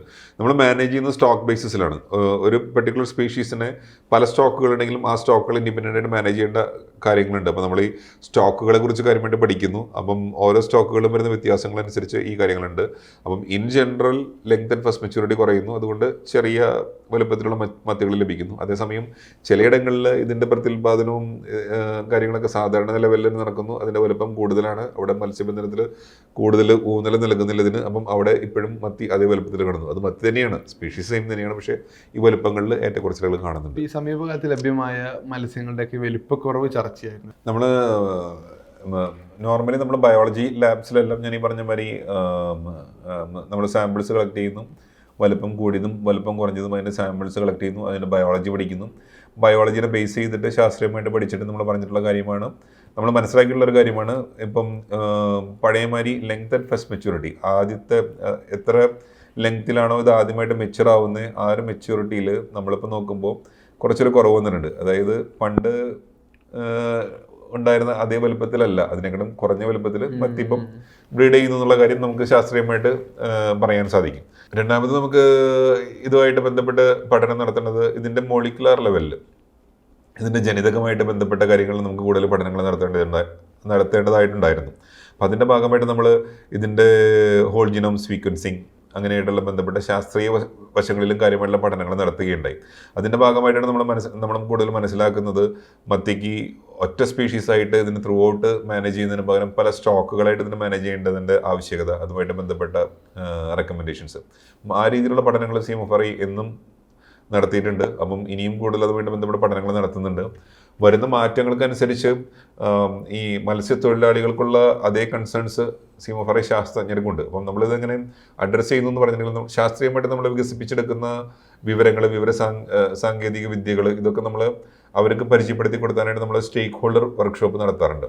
പൊതുവേ നമ്മുടെ റിസർച്ച് വർക്ക്ഷോപ്സ് നടത്തുന്നതിന് മുമ്പ് തന്നെ നമ്മൾ സ്റ്റേക്ക് ഹോൾഡർ വർക്ക്ഷോപ്പ് നടത്തുമ്പോൾ നമ്മൾ പറയും നമ്മുടെ പഠനങ്ങൾ ഇങ്ങനെയാണ് സൂചിപ്പിക്കുന്നത്. അപ്പോൾ അവർ പറയും ഇത് ഇങ്ങനെയല്ല ഞങ്ങൾ ഫീൽഡിൽ കാണുന്നതെന്ന് അവരും പറയും. ചിലപ്പോൾ അവർ പറയും നിങ്ങൾ പറയുന്നത് ശരിയല്ല എന്നൊക്കെ പറയും. ചിലപ്പോൾ അവർ പറയുന്ന കാര്യങ്ങൾ അവർ ഗണ്ണിക്കാറുണ്ട്. പക്ഷേ ഇത്തരം ഫീഡ്ബാക്കുകൾ നമുക്ക് കിട്ടിക്കഴിയുമ്പോൾ നമ്മുടെ ഗവേഷണ കൂട്ടായ്മയിൽ വരുന്ന സമയത്ത് ഇത് നമ്മൾ ചർച്ചകളാക്കുകയും ഇതിന് വേണ്ട രീതിയിൽ ഫലപ്രദമായിട്ട് നമ്മുടെ ഗവേഷണ പരിപാടികൾ എന്ത് മാറ്റങ്ങൾ വരുത്തേണ്ടതുണ്ടെന്ന് മനസ്സിലാക്കുകയും അതനുസരിച്ച് മാറ്റങ്ങൾ വരുത്താൻ തയ്യാറാവുകയും ചെയ്യും. നമ്മളതിന് വളരെ മുന്നോട്ട് പോകാൻ ഒരുക്കമാണ്. കൂടുതൽ അവരുടെ സാന്നിധ്യം CMFRI നമ്മൾ പ്രതീക്ഷിക്കുന്നു ഇത്തരം മീറ്റിങ്ങുകളിൽ. അപ്പം അവർ വരാറുണ്ട്. കടൽ മത്സ്യം എന്ന ആളുകളുടെ ഒരു താല്പര്യത്തിൽ നിന്ന് ഇപ്പോൾ ഉൾനാടൻ മത്സ്യം അതുപോലെ കായൽ മത്സ്യം എന്നുള്ളൊക്കെ ടേസ്റ്റ് മാറിക്കൊണ്ടിരിക്കുന്നുണ്ടല്ലോ. അപ്പോൾ ഈ മത്സ്യങ്ങൾ ഇവിടെ ലഭ്യമാവുന്നുണ്ട്, എന്താണ് അതിൻ്റെ സാധ്യത? പല ആളുകൾക്കും പല രീതിയിലുള്ള മത്സ്യങ്ങളോടാണ് താല്പര്യം. ഇപ്പോൾ ചിലപ്പോൾ നമുക്ക് ചില മത്സ്യങ്ങളുടെ താല്പര്യമെങ്കിലും നമ്മുടെ ഭക്ഷണ സ്വഭാവത്തിൽ അത് വരുന്നുണ്ട്, തീന്മേശയിൽ അത് വരുന്നുണ്ട്. ബംഗാളികൾക്ക് പൊതുവേ ശുദ്ധജല മത്സ്യങ്ങളുടെ താല്പര്യം, ബംഗാൾ, ഒറീസ, ആഗോസ്റ്റുകളൊക്കെ ശുദ്ധജല മത്സ്യങ്ങളുടെ താല്പര്യമുള്ള ആളുകൾ കൂടുതലാണ്. അപ്പോൾ കാരണം കട്ട്ല, റോഹു, മൃഗാൾ അങ്ങനെയുള്ള ശുദ്ധജല മത്സ്യങ്ങൾ ബ്രീഡ് ചെയ്യാനും അതിനെ വളർത്താനും അത് കഴിക്കാനുള്ള താല്പര്യം അവർക്കുണ്ട്. പക്ഷെ തീരപ്രദേശത്തിനോട് ചേർന്ന് നിൽക്കുന്ന ആളുകൾക്ക് ഇത്തരം ശുദ്ധജല മത്സ്യങ്ങളിലൊട്ടും താല്പര്യമില്ല. അവർ മീൻ നന്നായി കഴിക്കുന്നവരായാൽ പോലും ചിലപ്പോൾ അത് ശുദ്ധജല മത്സ്യമാണെന്ന് കണ്ടു കഴിഞ്ഞാൽ കഴിക്കാൻ തീരെ താല്പര്യപ്പെടാറില്ല. അപ്പോൾ ടേസ്റ്റുകളുടെ പ്രിഫറൻസ് ആണ്. എനിക്ക് എന്താണ് താല്പര്യം അത് കഴിക്കാൻ ഞാൻ ആഗ്രഹിക്കുന്നു. അപ്പം ഇതിൻ്റെ ലഭ്യത ഉണ്ടോ എന്ന് വെച്ചിട്ടുണ്ടെങ്കിൽ നമ്മുടെ തീരപ്രദേശങ്ങളിൽ ആൾ കൂടുതൽ കടൽ മത്സ്യങ്ങൾ കടലിൽ പോയി പിടിക്കുന്നു, അങ്ങനെ ചെയ്യുന്നു. നമ്മുടെ ഉൾനാടൻ ജലാശയങ്ങളിലും ബാക്കി ഏരിയകളിലും അത്തരം മത്സ്യങ്ങൾ, ഇന്ത്യൻ മേജർ കാർപ്സ് ആവട്ടെ, ചൈനീസ് കാർപ്സ് ആവട്ടെ, അല്ലെങ്കിൽ മറ്റ് മത്സ്യ വിഭാഗങ്ങളിൽ പെട്ട മത്സ്യങ്ങളാകട്ടെ, അതൊക്കെ വളർത്താനായിട്ട് ആൾക്കാർ ശ്രമിക്കുന്നുണ്ട്. പക്ഷെ ഇതിലൊരു വ്യത്യാസം എന്ന് പറഞ്ഞിട്ടുണ്ടെങ്കിൽ കേരളത്തിലും ഇതിൻ്റെ പ്രൊഡക്ഷനൊക്കെ പറ്റിയ അനുയോജ്യമായ അവസ്ഥകളുണ്ടെങ്കിലും കേരളത്തിൽ മീൻ ഉൽപ്പാദിപ്പിച്ചിട്ട് ആ മീനിന് കേരളത്തിൻ്റെ ഉൽപ്പാദന അന്തരീക്ഷത്തിൽ കിട്ടേണ്ട ഒരു വില കിട്ടില്ല. കാരണം എന്താണെന്ന് വെച്ചിട്ടുണ്ടെങ്കിൽ ആന്ധ്രയിലോ അല്ലെങ്കിൽ മറ്റ് സംസ്ഥാനങ്ങളിലോ കുറഞ്ഞ ചിലവിൽ ഉൽപ്പാദിപ്പിക്കുന്ന മത്സ്യം കാര്യമായിട്ട് ഇവിടെ ഡംപ് ചെയ്യപ്പെടുന്നുണ്ട്. അതിന് ഈസി ആയിട്ടൊരു എക്സാമ്പിൾ പറഞ്ഞു കഴിഞ്ഞിട്ടുണ്ടെങ്കിൽ ബാസ എന്ന് പറഞ്ഞിട്ടുണ്ടെങ്കിൽ പെട്ടെന്ന് മലയാളിക്ക് മനസ്സിലാവും. ആ ബാസയുടെ പ്രത്യേകത എന്ന് പറഞ്ഞിട്ടുണ്ടെങ്കിൽ ബാസ ബ്ലീച്ചൊക്കെ ചെയ്ത് നല്ല ഭംഗിയുള്ള വെള്ള മീറ്റായിട്ട് കിട്ടും. മീൻ തന്നെയാണ്. അപ്പം ഈ മീറ്റ് മലയാളി ഒരിക്കലും മാർക്കറ്റിൽ നിന്ന് വാങ്ങില്ല. ബാസയാണെന്നുണ്ടെങ്കിൽ വേണ്ടാന്ന് പറഞ്ഞിട്ട് വാങ്ങിക്കാതിരിക്കുന്ന മലയാളികൾ കണ്ടമാനുണ്ട്. കാരണം അവന് ആ മീൻ താല്പര്യമില്ല. പക്ഷേ ഈ പറയുന്ന മലയാളിയെല്ലാം ഈ ബാസ കഴിക്കും. എങ്ങനെയാണെന്ന് വെച്ചിട്ടുണ്ടെങ്കിൽ നമ്മുടെ കേരളത്തിൻ്റെ സോഷ്യൽ സ്ട്രക്ചർ അങ്ങ് മാറിക്കൊണ്ടിരിക്കുക. ഇപ്പോൾ ദിവസം എന്നുള്ളത് നമ്മളിപ്പം കല്യാണ പരിപാടികളോ അല്ലെങ്കിൽ സാമൂഹിക അന്തരീക്ഷത്തിൽ വരുന്ന മറ്റ് ചടങ്ങുകളോ, മാമോദീസ അല്ലെങ്കിൽ ഒത്തുകല്യാണം, ഫ്രണ്ട്സിൻ്റെ പാർട്ടീസ്, അത് എന്നൊക്കെ പറഞ്ഞ് എല്ലാ ദിവസവും സോഷ്യലൈസേഷനുള്ള സാധ്യത വളരെ കൂടുതലാണ്. അടുക്കളകൾ ഫംഗ്ഷൻ ചെയ്യുന്ന അവസ്ഥകൾ കുറഞ്ഞു വരുന്നൊരു കാലഘട്ടമൊക്കെ കേരളത്തിലുണ്ട്. അപ്പം ഇത്തരം സോഷ്യൽ ഫംഗ്ഷൻസും അതിൻ്റെ വൈബ്രൻസിയും കൂടി വരുമ്പോൾ ഹോട്ടൽ ഇൻഡസ്ട്രി അല്ലെങ്കിൽ കാറ്ററിംഗ് ഇൻഡസ്ട്രിക്ക് പ്രധാനപ്പെട്ട റോളുണ്ട്. നമ്മളൊരു സദ്യയോ അല്ലെങ്കിൽ കാര്യങ്ങളൊക്കെ ചർച്ച ചെയ്യുമ്പോൾ നമ്മൾ ഉറപ്പായിട്ടും പറയും മീനൊരു പ്രധാനപ്പെട്ട മെനുവാണ്, മീനില്ലാണ്ടൊരു പരിപാടിയില്ല എന്ന് പറയും. പക്ഷെ ആ മീൻ നമ്മൾ ഏത് ഇനം എന്ന് ചിന്തിക്കുന്ന ആൾക്കാരില്ല. അപ്പോൾ ചിലപ്പോൾ ഈ കാറ്ററിങ്ങിൻ്റെ ആൾ പറയും, അന്ന് ചേട്ടൻ ഞാൻ മീനിൻ്റെ ഒരു ഡിഷ് തരാം, നല്ല അടിപൊളി സംഭവമായിരിക്കും, വെറൈറ്റി സംഭവമായിരിക്കും, ഞാൻ വേണമെങ്കിൽ അത് ഇതിൻ്റെ കൂടുതൽ ഫ്രീ ആയിട്ട് അങ്ങ് തന്നേക്കാന്ന് പറയും. അപ്പോൾ ഫ്രീ ആയിട്ട് തന്നേക്കാന്ന് പറയുമ്പോൾ വരുന്ന മീൻ ഉറപ്പായിട്ടും ബാസയാണ് പൊതുവെ. അപ്പം ഈ ബാസയ്ക്ക് അധികം മാർക്കറ്റിൽ വാല്യൂ ഇല്ലാത്തതുകൊണ്ടും ഇതിൻ്റെ മീറ്റ് ഏത് തരം റെസിപ്പിയോടും വളരെ ഭംഗിയായിട്ട് ബ്ലെൻഡ് ചെയ്യുന്നതുകൊണ്ടും ഈ മത്സ്യത്തിൻ്റെ പ്രത്യേകത കൊണ്ട് താല്പര്യമില്ലാത്ത മലയാളി പോലും അത് ഈ ഹോട്ടൽ ഇൻഡസ്ട്രി അല്ലെങ്കിൽ കാറ്ററിംഗ് ഇൻഡസ്ട്രി വഴി കഴിച്ചു പോവുകയാണ്. അപ്പോൾ ഇതിനൊരു സ്കോപ്പ് ഉണ്ടെന്ന് കണ്ടുകൊണ്ട് പല നോർത്ത് ഇന്ത്യൻ റിസർവോയേഴ്സ് അവിടെ മത്സ്യകൃഷി രീതിയുടെ കൂട്ടത്തിൽ ബാസയുടെ ഉൽപ്പാദനം കണ്ടമാനം കൂട്ടി. അവിടെ നിന്ന് വളരെ ചിലവ് കുറഞ്ഞ രീതിയിൽ ഉൽപ്പാദിപ്പിക്കാനും അവിടെ അധികം കൺസംഷൻ ഇല്ലാത്തതുകൊണ്ട് ഇങ്ങോട്ട് അയക്കാനും സാധിക്കുന്നു. അങ്ങനെ ഇവിടെ വരുന്ന മത്സ്യം ഈ ഹോട്ടൽ ഇൻഡസ്ട്രി അല്ലെങ്കിൽ കാറ്ററിംഗ് ഇൻഡസ്ട്രി വഴി തീരെ താല്പര്യമില്ലാത്ത മലയാളി കഴിക്കുന്നു. ഇനി മലയാളിക്ക് എന്തുകൊണ്ട് ഇത് ഉൽപ്പാദിപ്പിക്കാൻ സാധിക്കുന്നില്ല? മലയാളി ഉൽപ്പാദിപ്പിക്കുന്നുണ്ട്. ഉൽപ്പാദിപ്പിച്ചാലും മലയാളി ഉൽപ്പാദിപ്പിക്കുന്ന 1 കിലോ മത്സ്യത്തിൻ്റെ വില മറ്റ് സംസ്ഥാനങ്ങളിൽ ഉൽപ്പാദിപ്പിക്കുന്ന 1 കിലോ മത്സ്യത്തിനേക്കാളും കൂടുതൽ വില കൂടും. കാരണം ഇവിടെ ഉൽപ്പാദന ചെലവ് കൂടുതലാണ്. ഒരു ശരാശരി മലയാളിക്ക് ലേബർ ഇനത്തിൽ അല്ലെങ്കിൽ ഓപ്പറേഷണൽ കോസ്റ്റ് ഇനത്തിൽ വരുന്ന ചിലവ് അത്രയധികം മറ്റ് സംസ്ഥാനങ്ങളിലില്ല. അത് കേരളത്തിൻ്റെ ഒരു പ്രത്യേകതയാണ്. ഞാൻ പറയണമെങ്കിലും ഏറ്റവും പെർഫെക്റ്റായിട്ട് ലേബറേഴ്സിന് വേജ് കൊടുത്തുകൊണ്ട് ഉൽപ്പാദിപ്പിക്കുന്ന മേഖലയാണ് മലയാളത്തിലെ. അതായത് ലേബർ ഫ്രണ്ട്ലി ആയിട്ട് വരുമ്പോൾ നമ്മുടെ ഓപ്പറേഷണൽ കോസ്റ്റ് സ്വാഭാവികമായിട്ടും കൂടും. പക്ഷേ അതിന് തത്തുല്യമായിട്ട് മാർക്കറ്റിൽ വരുമ്പോൾ ആ ഒരു കോമ്പറ്റീഷനിൽ ഞങ്ങൾ ലേബറേഴ്സിനൊക്കെ നല്ല പൈസ കൊടുത്തുകൊണ്ടാണ് ഉൽപ്പാദിപ്പിച്ചതെന്ന് പറഞ്ഞാൽ മാത്രം കൂടുതൽ വില കിട്ടണമെന്നില്ല. അപ്പോൾ അതിന് വേണ്ട രീതിയിലുള്ളൊരു സർട്ടിഫിക്കേഷനൊക്കെ വന്നു കഴിഞ്ഞിട്ടുണ്ടെങ്കിൽ ചിലപ്പം ഒരു പക്ഷേ ഈ കുറഞ്ഞ വേതനത്തിൽ ഉൽപ്പാദിപ്പിക്കുന്ന മീനുകളെ ഒഴിവാക്കാനും നല്ല വേതനം കൊടുത്ത് ഉൽപ്പാദിപ്പിക്കുന്ന മീനുകളെ കഴിക്കാനൊക്കെ ഉള്ളൊരു സാധ്യത വന്നു കഴിഞ്ഞിട്ടുണ്ടെങ്കിൽ ഈ മത്സ്യങ്ങൾക്ക് ശുദ്ധജലത്തിൽ ഉൽപ്പാദിപ്പിക്കുന്ന മത്സ്യങ്ങളിൽ കേരളത്തിൽ നല്ലൊരു പേരോട്ടുണ്ടാവാൻ സാധ്യത. ഉൽപ്പാദനം നടക്കുന്നുണ്ട്, മാർക്കറ്റിങ്ങിലാണ് പ്രശ്നം. ശാസ്ത്രീയമായിട്ടും സാങ്കേതികമായിട്ടും ഈ മത്സ്യങ്ങൾ ഉൽപ്പാദിപ്പിക്കാനുള്ള ടെക്നോളജി നമ്മുടെ കൈവശമുണ്ട്. പക്ഷേ ഉൽപ്പാദിപ്പിക്കപ്പെട്ട് കഴിഞ്ഞാൽ എന്തുമാത്രം ഇത് മാർക്കറ്റിൽ വിറ്റഴിക്കാൻ സാധിക്കും? പിന്നെ ഇതൊരു പെരിഷബിൾ കമ്മോഡിറ്റിയാണ്. ഉൽപ്പാദിപ്പിച്ച് കഴിഞ്ഞിട്ടുണ്ടെങ്കിൽ കൂടുതൽ ദിവസം സ്റ്റോക്ക് ചെയ്യാനൊന്നും പറ്റില്ല. കാരണം ഈ മീനിന് നമ്മൾ പിന്നെ ഫോർമുലേറ്റഡ് ഫീഡാണ് കൊടുത്തുകൊണ്ടിരിക്കുന്ന ഫീഡിൻ്റെ കോസ്റ്റ് വളരെ കൂടുതലാണ്. ഒരു മത്സ്യകൃഷിയിൽ 60-70% വരുന്ന ഫീഡിൻ്റെ കോസ്റ്റാണ്. അപ്പോൾ മീൻ വലുതായി കഴിഞ്ഞിട്ടുണ്ടെങ്കിൽ ആ ഫീഡ് പിന്നെയും കൂടുതൽ ഫീഡുകൾ അത് കൺസ്യൂം ചെയ്തുകൊണ്ടിരിക്കും. അപ്പോൾ ഒരു ദിവസം കൂടുതൽ സ്റ്റോക്ക് ചെയ്യാന്ന് പറഞ്ഞിട്ടുണ്ടെങ്കിൽ അത്രയധികം പൈസ വീണ്ടും ചിലവാണ്. അപ്പോൾ കറക്റ്റ് ഇത് ഹാർവെസ്റ്റ് ചെയ്യേണ്ട പ്രായം എന്ന് കഴിയുമ്പോൾ ഹാർവെസ്റ്റ് ചെയ്ത് മാർക്കറ്റിൽ നല്ല വില കിട്ടിയാൽ മാത്രമാണ് മത്സ്യകൃഷിയിൽ ഏർപ്പെടുന്നവന് ലാഭമുള്ളൂ.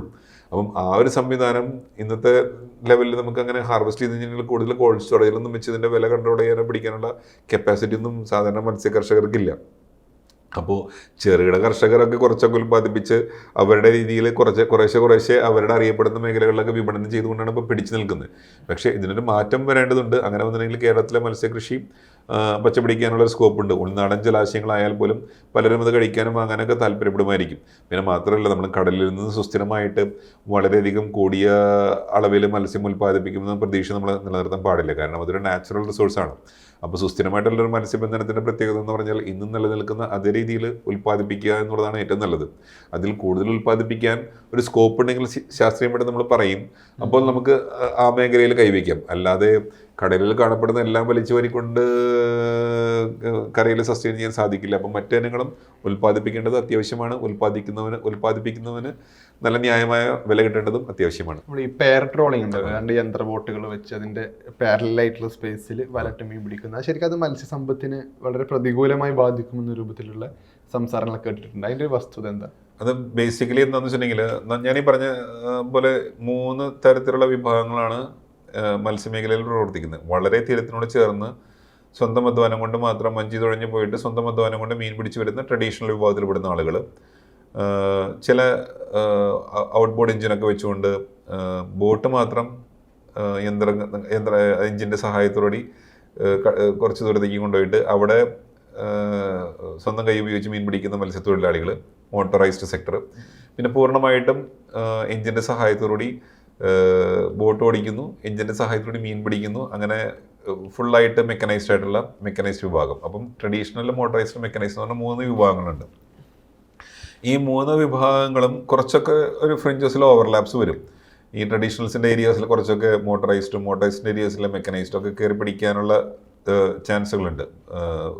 നമ്മൾ ഏകദേശം ഒരു കാര്യങ്ങളൊക്കെ പറയുന്നുണ്ടെങ്കിലും അതുവഴി നടക്കാറില്ല.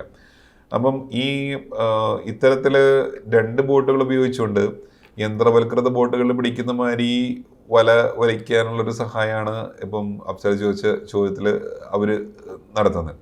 ഈ നടത്തുന്ന സമയം എന്ന് പറഞ്ഞാൽ പൊതുവെ ഇത് ബാൻ പീരീഡിലാണ്. അതായത് യന്ത്രവൽകൃത ബോട്ടുകൾ മൊത്തമായിട്ട് ബാൻ ചെയ്ത് നിൽക്കുന്ന സമയത്ത് ഇത്തരത്തിലൊരു മീൻപിടുത്തം പാടുണ്ടോ എന്ന് ചോദിച്ചു കഴിഞ്ഞാൽ അതൊരു ബുദ്ധിമുട്ടായിട്ടുള്ള കാര്യമാണ്. അപ്പം പല ഇത് കേരളത്തിൽ എല്ലായിടത്തും നടക്കുന്നില്ല. ചില മേഖലകളിൽ അവർ പറയുന്നു ഇത് യന്ത്രവൽകൃത ബോട്ടുകളുടെ പരിധിയിൽപ്പെടാത്തതുകൊണ്ട് അവർക്ക് അവകാശമുണ്ടെന്ന് പറഞ്ഞാൽ അവർ മീൻ പിടിക്കാൻ ശ്രമിക്കുന്നു. പക്ഷേ മറ്റു മേഖലകളിൽ അവർ സമ്മതിക്കാത്തതുകൊണ്ടും ഇന്റർസെക്ടറൽ കോൺഫറൻസ് വളരെ സ്ട്രോങ് ആയിട്ട് നിൽക്കുന്നു. അപ്പം ഇത് പലപ്പോഴും റൈസ് ചെയ്യപ്പെടുന്ന ഒരു ഇഷ്യൂ ആണ്. പക്ഷെ ഇത് കറക്റ്റായിട്ട് നടപ്പാക്കേണ്ടതിൻ്റെ ആവശ്യകത പലപ്പോഴും പല മീറ്റിങ്ങുകളിലും ഡിസ്കസ് ചെയ്യാറുണ്ട്.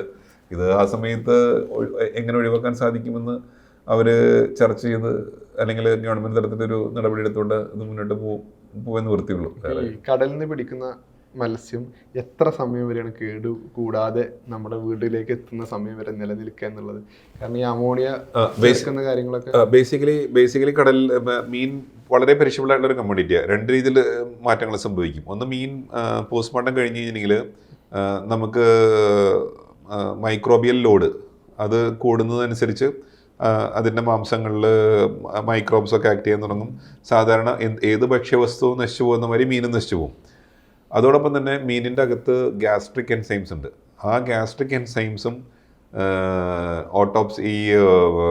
മീൻ പിടിച്ചതിന് ശേഷം പൂർണ്ണമായും മീനിൻ്റെ ജീവൻ നഷ്ടപ്പെട്ടതിന് ശേഷം ഇത് പ്രവർത്തിച്ചുകൊണ്ടേയിരിക്കും. അതുകൊണ്ടാണ് പെട്ടെന്ന് വയറ് കേടാവുന്നത് മീനിൻ്റെ. അപ്പം ഈ 2 രീതിയിലും മീനിന് പ്രശ്നങ്ങളുണ്ടാവും. ഇത് 2 രീതിയിലും കുറയ്ക്കാന്ന് പറഞ്ഞിട്ടുണ്ടെങ്കിൽ താപനില കുറയ്ക്കാന്നുള്ളതാണ്. താപനില കുറച്ചിട്ടുണ്ടെങ്കിൽ 2 ആക്ടിവിറ്റിക്കും മൈക്രോബിയൽ ലോഡും കുറവായിരിക്കും, ഈ ഗ്യാസ്ട്രിക് ആക്ടിവിറ്റീസും എൻസൈംസിൻ്റെ ആക്ടിവിറ്റീസും കുറവായിരിക്കും. പക്ഷേ ഫുള്ളായിട്ടൊരു കോൾഡ് ചെയിൻ ചെയ്യാവുന്ന ഒരു ഇൻഫ്രാസ്ട്രക്ചർ എസ്റ്റാബ്ലിഷ്മെൻ്റ് ഇന്ന് നിലവിലില്ല. കോൾഡ് ചെയിനിൽ നിർത്തണമെങ്കിൽ നമുക്ക് കണ്ടമാനം കുറയ്ക്കാൻ സാധിക്കും.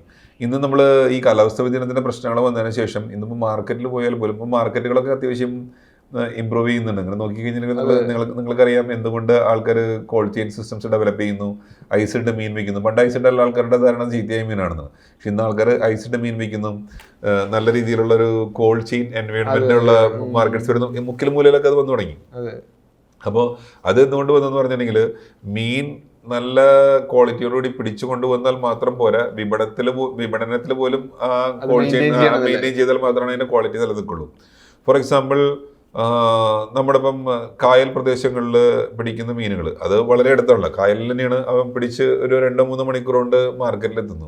പക്ഷെ മാർക്കറ്റിൽ 2-3 മണിക്കൂർ നല്ല വെയിലുള്ള സമയത്താണെങ്കിൽ അവരും ഈ മാർക്കറ്റിൽ പോയി കഴിഞ്ഞാൽ അവരാ മീൻ എടുക്കുമ്പോൾ അവരെന്നെ പറയും അയ്യോ ഇത് പൊള്ളിപ്പോയല്ലോ, മീൻസ് പൊള്ളിപ്പോയല്ലോ എന്നുള്ള കൺസെപ്റ്റാണ് അവർ യൂസ് ചെയ്യുന്നത് തന്നെ. അപ്പം ടെമ്പറേച്ചറിൽ വരുന്ന ചേഞ്ച് കാരണം ഹൈ ഇൻറ്റൻസിറ്റിയിൽ സണ്ണി ഡേയ്സിൽ ആ വരുന്ന വെളിച്ചവും ചൂടും എല്ലാം മീനിന് കാര്യമായിട്ട് മുന്നോട്ട് കൊണ്ടുപോകാനുള്ളൊരു ചാൻസ് എടുക്കുന്നില്ല.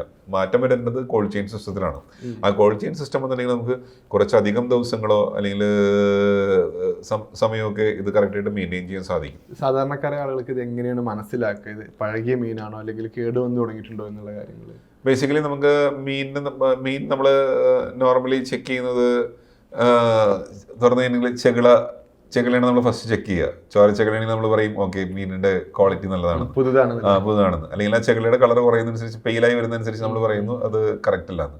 പിന്നെ ഞാൻ നേരത്തെ സൂചിപ്പിച്ച മാതിരി ഗ്യാസ്ട്രിക് എൻസൈംസിന് വലിയൊരു റോളുള്ളതുകൊണ്ട് പലരും അതിന്റെ വയറിന്റെ ഭാഗത്ത് ടച്ച് ചെയ്ത് നോക്കുമ്പോൾ അവർക്ക് മനസ്സിലാവും വയറ് അഴുകി തുടങ്ങിയിട്ടുണ്ടോ ഇല്ലയെന്ന്. ചിലപ്പോൾ വയറ് പൊട്ടി തുടങ്ങിയിട്ടുണ്ടാവും. അപ്പോൾ അങ്ങനെയുണ്ടെങ്കിൽ നമുക്കറിയാം അത് ഗ്യാസ്ട്രിക് എൻസൈംസിൻ്റെ ആക്ടിവിറ്റീസ് വളരെ കൂടുതലായിട്ട് സംഭവിച്ചു എന്നുള്ള കാര്യം. അപ്പം ചെകിള ഗ്യാസ്ട്രിക് എൻസൈംസിൻ്റെ ആക്ടിവിറ്റീസ്. പിന്നെ മീനിൻ്റെ മസിലും വളരെ റിജിഡായിട്ടായിരിക്കും മസിൽ പൊതുവെ ഇരിക്കുന്നുണ്ടാവാം. ആ റിജിഡായിട്ടുള്ള മസിൽ നമ്മൾ ജസ്റ്റ് ഒന്ന് പ്രസ് ചെയ്ത് നോക്കി കഴിഞ്ഞിട്ടുണ്ടെങ്കിൽ അത് കുഴിയുന്നുണ്ടെങ്കിൽ നമുക്ക് അതൊരു ഓട്ടോമാറ്റിക് ഇൻഡിക്കേഷനാണ് അതിൻ്റെ പുട്രിഫിക്കേഷൻ സ്റ്റാർട്ട് ചെയ്യുന്നുള്ളത്. ഈ രീതിയിൽ നമുക്ക് ഫ്രഷ് ആയിട്ടുള്ള മത്സ്യങ്ങളിൽ അതിന് പ്രശ്നങ്ങൾ ഉണ്ടായി തുടങ്ങിയിട്ടുണ്ടെന്ന് മനസ്സിലാക്കാനായിട്ട് സാധിക്കും. ഇത് ഒരു മാർഗ്ഗമാണ്.